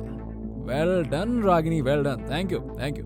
आपने मुजरिम को पकड़ने के लिए हमारी बहुत अच्छी मदद की है। Well done, very good. ये तो मेरा फर्ज था सर। इंस्पेक्टर साहब, इन दोनों बाप बेटे को छोड़िएगा मत। आप टेंशन मत लीजिए, ये आदमी नहीं बचेगा, मेरा वादा है आपसे। जितनी बेरहमी से तूने पायल को मारा था ना, अब उतनी ही बेरहमी से मैं तुझे सजा दिलवाऊंगा। इंस्पेक्टर साहब, मेरी बेटी के कातिल को पकड़ने के लिए आपका बहुत बहुत धन्यवाद। आज हमारे साथ इंसाफ हुआ है। श्याम जी, इंसाफ तो भगवान करता है, हम सब तो एक जरिया हैं बस, और क्या। एक न एक दिन बुराई का अंत जरूर होता है, उसे सजा जरूर मिलती। आसपास के पड़ोसी एक घर के बाहर जमा हुए थे। वो घर अंदर से बंद था और घर के बाहर से बहुत गंदी बदबू आ रही थी। उसमें से एक पड़ोसी ने पुलिस को कॉल किया। सर, मेरा नाम चंदन है। मैं इंदिरा चौक गली से बात कर रहा हूँ। यहाँ पर एक घर से बहुत गंदी बदबू आ रही है। हम में से कोई अंदर नहीं गया है। आप प्लीज एक बार आकर चेक कर लीजिए ना। ओके, हम 10 मिनट में वहां पहुंच रहे हैं। इंस्पेक्टर राठौर, कामिनी और लालू पटेल वहां पहुंचे। लालू पटेल ने दरवाजा खोलने की कोशिश की, लेकिन दरवाजा अंदर से बंद था। इंस्पेक्टर राठौर ने दरवाजा तोड़ दिया। अंदर जाते ही उन्होंने घर की सारी चीजों को बिखरा हुआ पाया। कुछ चीजें तो टूटी हुई थीं। लालू पटेल जी, घर की सारी चीजों को रिकॉर्ड कर लीजिए। एक भी कोना छूटना नहीं चाहिए। ओके सर जी। लालू पटेल ने सब कुछ रिकॉर्ड करना स्टार्ट किया। तभी वहां पंकज का फ्रेंड विजय और उसकी वाइफ आरती भी आ गई। आरती पंकज की मुंह बोली बहन थी। पुलिस को अपने भाई के घर में देख आरती बौखला गई। वो सबसे चिल्ला चिल्ला कर पूछने लगी कि पंकज और स्मिता कहाँ हैं? कोई कुछ बताएगा कि यहाँ हो क्या रहा है? और मेरा भाई और भाभी कहाँ हैं? पुलिस ने वहां देखा कि घर में एक बंद कमरा भी था जो अंदर से बंद था। पुलिस ने वो दरवाजा तोड़ा और अंदर गए। आरती भी अंदर जाने की जिद करने लगी, लेकिन विजय ने उसे रोक लिया। अंदर पंकज कुर्सी पर बैठा था और बेड पर स्मिता की लाश पड़ी थी। पुलिस ने पंकज को पकड़ा और जेल ले जाने लगी।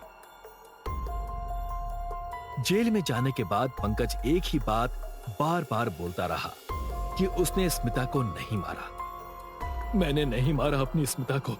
मैं तो उससे बहुत प्यार करता था। मेरी स्मिता मरी नहीं है, वो जिंदा है, मेरे पास है।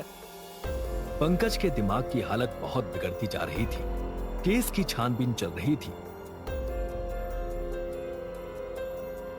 कुछ दिन ऐसे ही बीत गए। फिर इंस्पेक्टर राठौड़ ने पंकज के ऑफिस के लोगों से बात करनी शुरू की। पुलिस वालों ने वहां के सारे स्टाफ, पंकज के कॉलीग्स और मैनेजर के साथ बातचीत की। सभी ने यही कहा कि पंकज एक मेहनती आदमी था और वो अपनी वाइफ से भी प्यार करता था। पंकज के एक दोस्त ने बताया कि पंकज की अपने मैनेजर से लड़ाई हुई थी। तुम्हारी हिम्मत कैसे हुई मेरे प्रेजेंटेशन को अपना बताकर उसे डायरेक्टर्स के सामने प्रेजेंट करने की? यू ब्लडी चीट लायर, मैं तुम्हें छोड़ूंगा नहीं। तुम पागल हो गए हो क्या? तुम प्रेजेंटेशन के लिए टाइम पर नहीं पहुंचे। अपनी गलती मुझ पर मत थोपो, नहीं तो मुझसे बुरा कोई नहीं होगा। दोनों के बीच हाथापाई भी हुई थी। पंकज ने मैनेजर को धमकी भी दी थी कि वो कंपनी के डायरेक्टर बोर्ड में उसकी शिकायत कर देगा। अगर पंकज डायरेक्टर बोर्ड में शिकायत करता तो मैनेजर का पूरा फ्यूचर फिनिश हो जाता, उसकी जॉब भी चली जाती। ये बात सुनकर इंस्पेक्टर राठौर और कामिनी मैनेजर के कैबिन में गए। क्या हुआ सर, आप यहाँ? हमारी तो बातचीत बाहर हुई थी ना। वो क्या है ना मैनेजर साहब, हम पुलिस वाले हैं, बाहर के साथ साथ अंदर का भी पता लगा लेते हैं। पसीना पोंछ लीजिए, अभी तो हमने सवाल करना शुरू भी नहीं किया। मैनेजर का पसीना छूटने लगा। सुना है कि आपके और पंकज के बीच झगड़ा हुआ था और पंकज ने आपको इनडायरेक्टली आपका करियर खत्म करने की धमकी भी दी थी। कहीं ऐसा तो नहीं कि अपना जॉब और करियर बचाने के चक्कर में आपने ही पंकज की फैमिली को? नहीं नहीं सर, मैंने कुछ नहीं किया है। मैनेजर ने बताया कि उसकी और पंकज की लड़ाई हुई थी प्रेजेंटेशन को लेकर और गुस्से में दोनों ने एक दूसरे को बहुत कुछ बोल भी दिया था, लेकिन झगड़ा इतना भी बड़ा नहीं हुआ था कि वो पंकज की फैमिली को हर्ट करे या उसकी बीवी की जान ले ले। सर, मेरी भी बीवी है, बच्चे हैं। अगर मैंने ऐसा कुछ किया तो मेरी फैमिली का क्या होगा सर? मैंने पंकज की वाइफ को सच में नहीं मारा है सर। इंस्पेक्टर राठौर और कामिनी मैनेजर की बात पर भरोसा करते हुए वहां से निकल गए।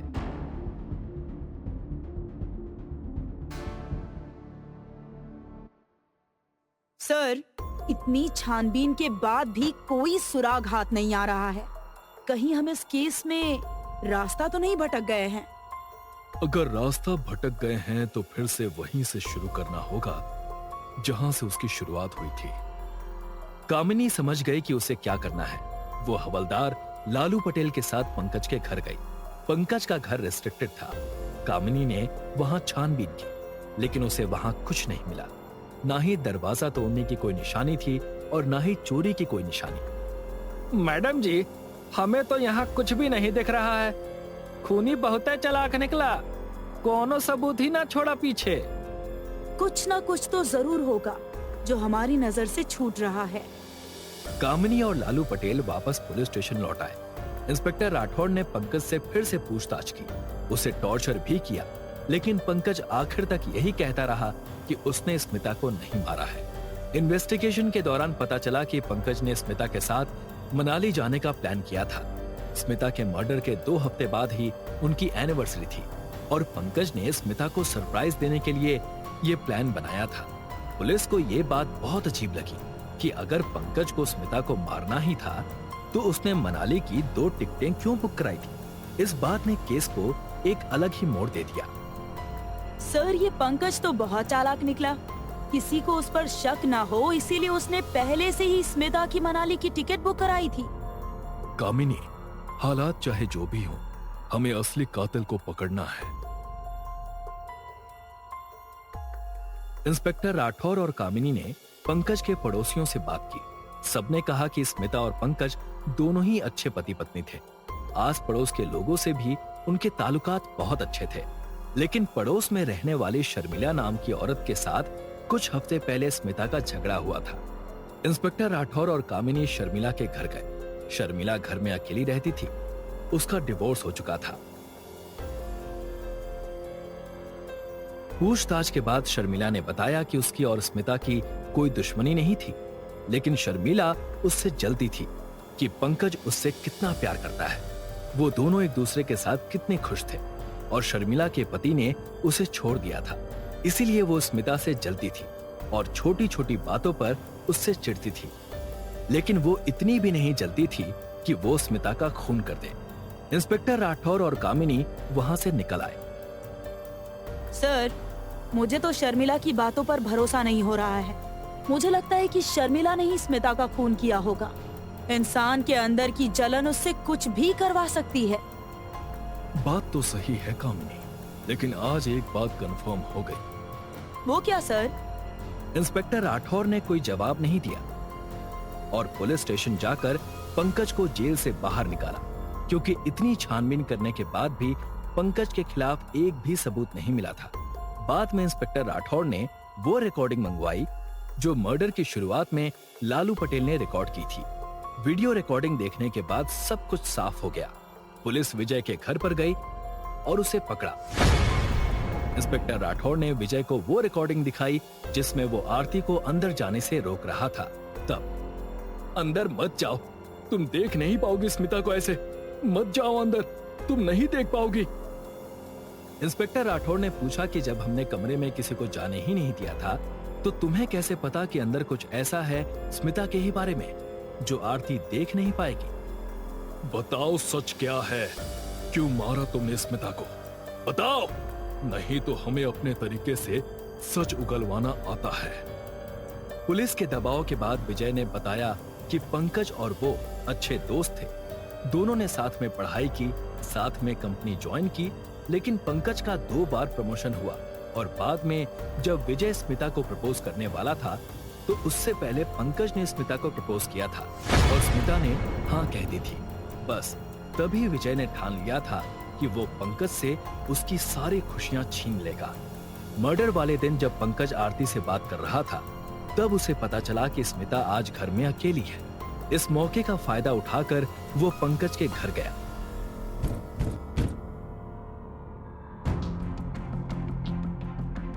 अरे विजय, आप? अरे मैं पंकज से मिलने आया था। लेकिन पंकज आज बाहर गए हैं, उन्हें आने में थोड़ी देर हो जाएगी। आप अंदर आइए ना। विजय अंदर गया और उसने पीछे से स्मिता के सर पर जोर से डंडे से वार किया।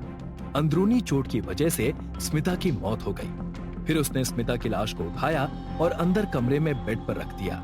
फिर उसने घर का दरवाजा बाहर से बंद किया और चुपके से वहां से निकल गया। शाम को जब पंकज घर लौटा तो उसने दरवाजा खोला और अंदर सारी चीजों को बिखरा पाया।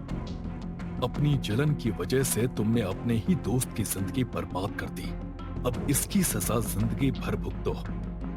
इसके बाद इंस्पेक्टर राठौर ने विजय को जेल में बंद कर दिया। वाह सर, आपका तो जवाब नहीं। अपना तो बस ऐसा ही है कामिनी। मिस्टर और मिसेस शर्मा के घर शादी के 5 साल के बाद जब बेटी ने जन्म लिया तो पूरे घर के लोग बहुत खुश थे। उसके पहले जन्मदिन पर उन लोगों ने शानदार पार्टी का आयोजन किया।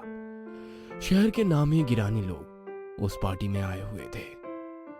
मिसेस शर्मा तो अपनी बेटी को एक पल के लिए भी खुद से दूर नहीं कर रही थी। तभी अचानक घर की लाइट चली गई और कोई मिसेस शर्मा की गोदी से बच्चे को छीन कर ले गया। मिसेस शर्मा शोर मचाने लगी। जब तक कोई कुछ समझ पाता पूरे घर की लाइट वापस आ गई, मगर उनकी बेटी का कोई पता नहीं था। सिक्योरिटी, कोई है? जल्दी से पता करो, अभी कोई ज्यादा दूर नहीं गया होगा। ढूंढो मेरी बेटी को। आप फिक्र ना करें, हो सकता है वो इस पार्टी को छोड़कर ही ना जा सका हो। हम लोग आसपास ढूंढने जाते हैं। अरे कोई पुलिस को भी तो फोन करो। Hello, police station. जैसे ही पुलिस स्टेशन खबर गई, इंस्पेक्टर राठौर और कामिनी जी तुरंत पार्टी में पहुंच गए और सारी घटना के बारे में जानकर मिस्टर शर्मा से सवाल करने लगे। यह पार्टी में जो भी लोग मौजूद है तब आपने ही इनवाइट किए हैं या किसी और ने भी कुछ लोगों को इनविटेशन भेजे हैं?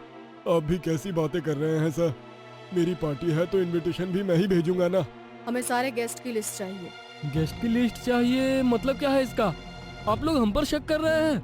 देखिए, एक छोटी बच्ची गायब हुई है और उसको ढूंढने के लिए हम सब पर शक करेंगे। हमें अपना काम करने दीजिए। कामिनी जी, आप तुरंत आसपास के रास्ते पर गाड़ियों की चेकिंग चालू करवा दीजिए। कोई भी गाड़ी बिना चेकिंग के आगे नहीं जानी चाहिए। इस बंगले के सीसीटीवी और आसपास के बंगले के सीसीटीवी के फुटेज चेक करिए, शायद कोई क्लू मिल जाए। Yes sir. राठौर कामिनी जी अपनी इन्वेस्टिगेशन कर रहे थे, मगर मिसेस शर्मा का रो रो कर बुरा हाल था। मैम प्लीज आप रोना बंद कीजिए और हमारे साथ कोऑपरेट कीजिए। आपको किसी पर शक है? कामिनी जी की बात सुनकर मिसेस शर्मा ने नामे गर्दन हिला दी। मेरी बेटी पिछले 2 घंटे से लापता है और आप लोग यहीं पर सबसे पूछताछ कर रहे हैं। प्लीज उसे ढूंढ कर लेकर आइए। सर, आप मत समझाइए हमें कैसे काम करना है।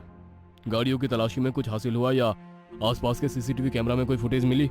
पिछले 2 घंटे में इस घर से कोई भी गाड़ी बाहर नहीं गई है। केवल एक लोडिंग ऑटो ही यहाँ से निकला है और वो ऑटो केटरिंग सर्विसेज वालों का ही था। कैटरिंग सर्विस वाले का ऑटो? शर्मा जी, आपकी कैटरिंग कौन देख रहा था? उसे बुलाइए। इंस्पेक्टर राठौर के कहने पर तुरंत कैटरिंग वाले को बुलाया जाता है, मगर कैटरिंग वाला इंस्पेक्टर के सामने आते हुए कांप रहा था। क्या हुआ? इंस्पेक्टर राठौर का नाम सुनकर अपनी दादी नानी याद आ गई? यदि डर लगता है तो गलत काम क्यों करते हो? सर, मैंने कोई गलत काम नहीं किया, वो तो बस ऐसे ही। जब घर की लाइट गई थी और बच्ची गायब हुई थी, उसके बाद तुम्हारा लोडिंग ऑटो इस घर से रवाना हुआ था। उस लोडिंग ऑटो में क्या था? मैम, पार्टी लगभग खत्म होने वाली थी। जो एक्स्ट्रा बर्तन और सामान था वो सब लोडिंग ऑटो में भिजवाया था। वो ऑटो तुम्हारा परमानेंट है या रैंडम किसी को बुलाते हो?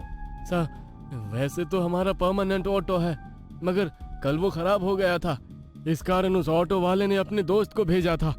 उस ऑटो वाले का नंबर मिल जाएगा या कोई पता या ठिकाना? कामिनी के पूछने पर कैटरिंग वाले ने उस ऑटो वाले का मोबाइल नंबर दे दिया। कामिनी ने अपने मोबाइल से उस नंबर को डायल किया तो नंबर स्विच ऑफ आ रहा था। तभी सन्नाटे को चीरते हुए मिस्टर शर्मा की फोन की रिंग बजने लगी। हेलो, कौन? मुझे नहीं पहचाना? इतनी जल्दी भूल गया शर्मा?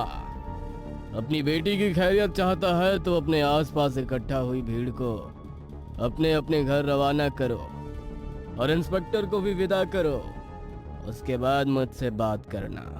अपहरणकर्ता की बात सुनकर मिस्टर शर्मा हाथ जोड़कर सभी को अपने घर रवाना करते हैं। फिर इंस्पेक्टर राठौर और कामिनी जी से भी जाने की गुजारिश करने लगे। सर, आप खामोखा परेशान हो रहे हैं, हमें अपना काम करने दीजिए। जल्दी आपकी बेटी को ढूंढ लेंगे। यदि मेरी बेटी जिंदा रही तो ही तो उसे ढूंढ पाओगे ना। अभी आप लोग चले जाइए। मिस्टर शर्मा के बार बार इंसिस्ट करने पर वे लोग उनके घर से बाहर आ गए। सर, आपने आसानी से शर्मा की बात मान ली। हमें रुककर वहाँ पर थोड़ी पूछताछ तो करनी थी। कामिनी, उस बच्ची को ढूंढने के लिए हमारा बाहर आना जरूरी था, क्योंकि बच्ची वहां से निकल चुकी थी। यदि हम लोग जिद कर कर वहां पर रुकते तो हो सकता है वो किडनैपर बच्ची को नुकसान पहुंचाता। उसकी सुरक्षा के लिए मैंने ये कदम उठाया। मगर सर, अब क्या? फिक्र मत करो, मैंने शर्मा के घर से निकलने से पहले उनके घर में एक ट्रांसमीटर फिट कर दिया है। उन लोगों की सारी बातें हमें आराम से सुनाई देगी। सर आप तो कमाल हो, ऐसा कैसे कर लेते हैं आप? अपना तो ऐसा ही है। घर के बाहर राठौर और कामिनी बात कर रहे थे, तभी शर्मा के फोन पर दोबारा किसी का फोन आया। तुमने सभी को खुद से दूर भेजकर बहुत अच्छा काम किया। अगर अब अपनी बेटी से मिलना चाहते हो तो 20 लाख रुपए लेकर शहर के बाहर स्थित ढाबे पर रात के 2 बजे पहुंच जाना। मिस्टर शर्मा किडनैपर की बात मान लेते हैं और तुरंत 20 लाख रुपए के इंतजाम में जुट जाते हैं। दूसरी तरफ इंस्पेक्टर राठौर और कामिनी ने किडनैपर और मिस्टर शर्मा की पूरी बात सुन ली थी। सर इस किडनैपर ने तो बड़ा हाथ मारा है। उसका पाला राठौर से है। हाथ मारा है कि मधुमक्खी के छत्ते में हाथ डाला है। अपनी पूरी टीम को अलर्ट कर दो, उसे पता चल जाएगा। सादे कपड़ों में उस ढाबे के आसपास सब लोग मौजूद रहें। इंस्पेक्टर राठौर और कामिनी की पूरी टीम अलर्ट होकर ढाबे के आसपास चौकसी करने लग जाती है। तभी मिस्टर शर्मा अपनी कार लेकर वहां पहुंचते हैं। तभी मिस्टर शर्मा का फोन बजने लगता है। फोन पर उनकी बेटी की रोने की आवाज सुनाई दे रही थी। बेटा कहाँ है? लाडो घबरा मत, तेरे पापा आ गए हैं, तू जल्दी हमारे पास होगी। मिस्टर शर्मा बात कर ही रहे थे कि फोन कट गया। Hello hello hello. तभी मोबाइल पर एक मैसेज आया। मिस्टर शर्मा, अपनी बेटी की आवाज सुन लेना। अब यदि उससे मिलना चाहते हो तो तुम्हारी गाड़ी की डिक्की में जो पैसे रखे हैं उसे चुपचाप टेबल नंबर 3 पर रखकर चले जाओ। तुम्हारी बेटी तुम्हारे घर पहुंच जाएगी। मिस्टर शर्मा दोबारा उस नंबर पर फोन लगाने की कोशिश करते हैं, मगर फोन नॉट रीचेबल था। उनके पास किडनैपर की बात मानने के अलावा कोई चारा ना था, तो चुपचाप पैसे निकालकर टेबल पर रखकर चले गए और घर पर अपनी बेटी का इंतजार करने लगे। तभी उनके घर की डोरबेल बजी। मिस्टर शर्मा ने तुरंत उठकर दरवाजा खोला तो सामने इंस्पेक्टर राठौर और कामिनी खड़े थे। आप लोग यहाँ? आपसे कहा था ना इस केस से दूर रहना। आपको तो सर का शुक्रिया कहना चाहिए, आपके पैसे भी बच गए और बेटी भी। ये लीजिए।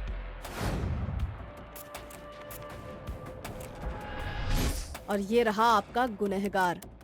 कहते हुए उन्होंने किडनैपर को मिस्टर शर्मा के आगे खड़ा कर दिया। किडनैपर कोई और नहीं बल्कि उनकी दुकान पर काम करने वाला एक लड़का ही था, जिसे कुछ दिन पहले मिस्टर शर्मा ने चोरी करते हुए पकड़ लिया था और उसे नौकरी से निकाल दिया। तू तो आस्तीन का सांप निकला। पहले मेरी दुकान पर हाथ मारा और फिर मेरी बेटी पर। उस मासूम ने तेरा क्या बिगाड़ा था?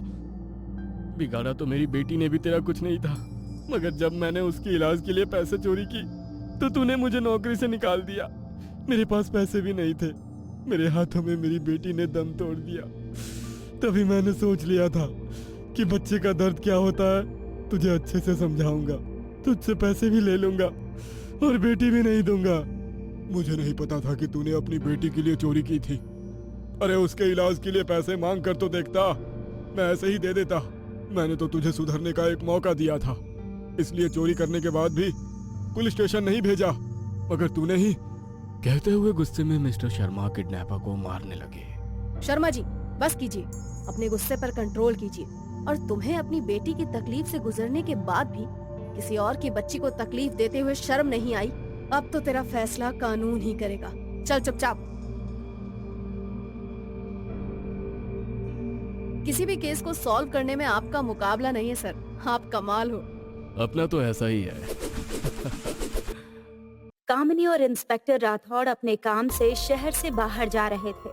तभी वो देखते हैं कि रास्ते के साइड में थोड़ी दूर पर एक बड़ा घर है जिसमें आग लगी है और आसपास के लोग आग बुझाने की कोशिश कर रहे हैं। इंस्पेक्टर राठौड़ और कामिनी वहां गए। उन्होंने देखा कि पूरा घर आग की लपेट में आया है। घर का वॉचमैन बताता है कि घर के अंदर घर के मालिक राहुल हैं। इंस्पेक्टर राठौड़ और कामिनी बिना वक्त गवाए आग में कूद जाते हैं और घर के अंदर चले जाते हैं। वहाँ वो देखते हैं कि एक इंसान वहाँ पर है। इंस्पेक्टर राठौड़ और कामिनी उसके पास गए और उसे बाहर निकाला। बाहर निकालने के बाद उन्हें पता चला कि वो राहुल है और उसकी मौत हो गई है। इंस्पेक्टर राठौड़ ने राहुल की डेड बॉडी पोस्टमार्टम के लिए भेज दिया और अपनी तहकीकात जारी रखी। तुम तो यहाँ के वॉचमैन हो ना, बताओ कैसे लगी घर में आग? मैं नहीं जानता साहब। वॉचमैन होकर तुम्हें ये भी नहीं पता कि तुम्हारे मालिक के घर में आग कैसे लगी? नहीं साहब, मैं सच में नहीं जानता ये आग कैसे लगी। मैं तो खाना खाने बाहर गया था, वापस आया तो आग लग गई थी। अगले दिन जब पोस्टमार्टम की रिपोर्ट आई तो उसे देखकर इंस्पेक्टर राठौड़ और कामिनी चौंक गए, क्योंकि रिपोर्ट में साफ लिखा था कि राहुल की मौत जलने की वजह से नहीं बल्कि पानी में डूबकर हुई है। ये देखकर इंस्पेक्टर राठौड़ और कामिनी उलझन में पड़ गए। ये कैसे हो सकता है सर? हमने खुद राहुल को आग से बाहर निकाला था, तो वो वहाँ पानी में डूब के कैसे मरा? उसके फेफड़ों में पानी कैसे मिला? सिर्फ पानी नहीं कामिनी, लो क्लोरीन वाला पानी। मतलब सर? मतलब ये कामिनी की राहुल के फेफड़ों में जो पानी मिला है उसमें क्लोरीन की मात्रा बहुत कम है। इंस्पेक्टर राठौड़ ने हवलदार लालू पटेल को कम क्लोरीन वाले पानी का इस्तेमाल कहाँ होता है ये पता करने को कहा। थोड़ी देर बाद लालू पटेल इंस्पेक्टर राठौड़ के पास आया। सर, आपने जैसा बताया था हमने जानकारी निकाली है। कम क्लोरीन वाला पानी ज्यादातर वाटर पार्क या स्विमिंग पूल में यूज होता है। वाटर पार्क और स्विमिंग पूल? सर, लेकिन राहुल के घर में या घर के आसपास कोई भी स्विमिंग पूल या वाटर पार्क नहीं है। यही तो मिस्ट्री है कामिनी, कि आखिर पानी में मौत हुई तो हुई कैसे? सर जी, राहुल तो स्पोर्ट क्लब का मेंबर था ना, शायद वहाँ से कोई सबूत मिले। इंस्पेक्टर राठौड़, कामिनी और लालू पटेल राहुल के स्पोर्ट्स क्लब गए। वहाँ उन्होंने क्लब के रिसेप्शनिस्ट से बात की। रिसेप्शनिस्ट ने बताया कि कुछ दिन पहले अंकित सर और राहुल सर के बीच में झगड़ा हुआ था। झगड़ा? किस बात पर झगड़ा हुआ था? सर, 2 हफ्ते बाद एक नेशनल टूर्नामेंट होने वाली थी। अंकित सर चाहते थे कि वो उस टूर्नामेंट की टीम को लीड करे, लेकिन कमेटी ने राहुल सर को चुना था। बस इसी बात पर दोनों का झगड़ा हुआ था। तभी लालू पटेल को क्लब के स्विमिंग पूल के पास एक छोटा सा खून का धब्बा मिला। उसने कामिनी और इंस्पेक्टर राठौड़ को बताया। इंस्पेक्टर राठौड़ ने लालू पटेल को खून और क्लब के स्विमिंग पूल के पानी का सैंपल लेकर लैब में टेस्ट करने के लिए भेजा। रिसेप्शनिस्ट की बात सुनने के बाद इंस्पेक्टर राठौड़ और कामिनी अंकित के घर पहुंचे। जी मैं बिल्कुल ठीक हूँ सर, लेकिन आप यहाँ? बात क्या है सर? आपके दोस्त मिस्टर राहुल की डेथ हो गई है, आपको तो पता ही होगा। जी सर, मुझे पता चला इस बारे में। बहुत बुरा हुआ सर, राहुल मेरा अच्छा दोस्त था। इसलिए अपने अच्छे दोस्त को इतनी दर्दनाक मौत दे दी, उसका घर जला दिया और राहुल को भी। ये आप क्या कह रहे हैं सर? मैंने ऐसा कुछ नहीं किया है सर। मैं क्यों राहुल को मारूंगा? क्यों? क्योंकि टीम की लीडरशिप तुम्हें चाहिए थी, लेकिन सिलेक्शन हुआ था राहुल का, और इस बात पर तुम दोनों के बीच झगड़ा भी हुआ था। हमारा झगड़ा जरूर हुआ था सर, लेकिन सिर्फ जुबानी लड़ाई हुई थी। हम दोनों में कोई हाथापाई नहीं हुई थी। तो राहुल की मौत कैसे हुई? मुझे क्या पता सर। हम दोनों के झगड़े के बाद राहुल ठीक ठाक क्लब से बाहर चला गया था। वो तो पता चल ही जाएगा कि क्लब में खून हुआ है या नहीं। इंस्पेक्टर राठौड़ और कामिनी वहां से चले गए। अगले दिन लालू पटेल लैब की रिपोर्ट लेकर इंस्पेक्टर राठौड़ के पास पहुंचे। रिपोर्ट देखकर इंस्पेक्टर राठौड़ फिर से चौंक गए। क्या हुआ सर? क्या लिखा है रिपोर्ट में?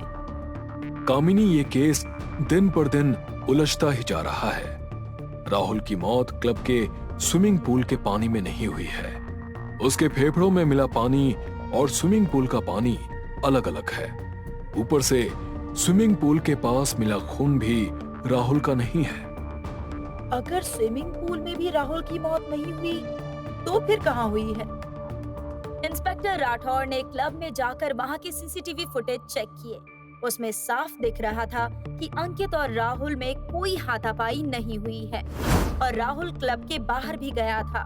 थोड़ी देर बाद इंस्पेक्टर राठौड़ और कामिनी फिर से स्पोर्ट्स क्लब गए। वहां उन्होंने कुछ स्पोर्ट्स गर्ल से बात की जो नेशनल लेवल पर खेलने वाले थे। हम आप सबसे आपके लीडर राहुल सर के बारे में आपसे पूछताछ करने आए हैं। हमें बताएं कि राहुल सर का बिहेवियर कैसा था सबके साथ।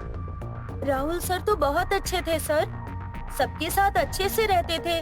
और अपने काम को लेकर बहुत लॉयल भी थे, बहुत मेहनती थे। तुम कौन? सर, मैं राहुल सर की टीम में प्लेयर थी। पता नहीं इतने अच्छे इंसान को किसी ने जलाकर क्यों मार डाला। बाकी सब लड़कियों ने भी राहुल के बारे में यही कहा। इंस्पेक्टर राठौर को समझ नहीं आ रहा था कि किसी से कोई दुश्मनी नहीं थी तो फिर राहुल को मारा किसने और क्यों। कामिनी, एक बात तो कंफर्म है कि राहुल का खून क्लब के ही किसी मेंबर ने किया है, लेकिन किसने? सर, मुझे लगता है हमें क्लब के सारे मेंबर्स की इंफॉर्मेशन निकालनी चाहिए।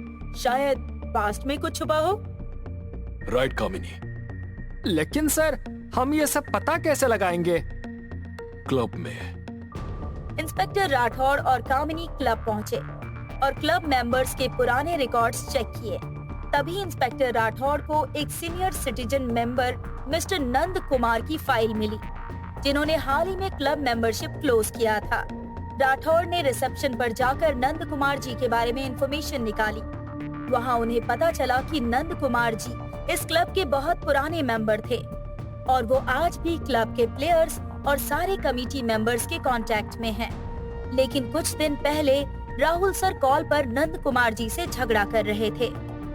नंद कुमार जी, आपके दिन गए। आप जब स्पोर्ट क्लब चला रहे थे तो बात अलग थी, कंपटीशन कम थे।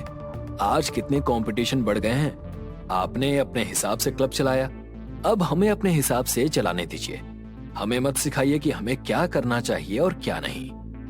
इंस्पेक्टर राठौर ने क्लब से उनका एड्रेस निकाला और उनसे बात करने पहुंचे। जी इंस्पेक्टर साहब, आप यहाँ? जी हाँ, आना पड़ा। राहुल के बारे में तो आपको पता ही होगा। जी हाँ, पता चला।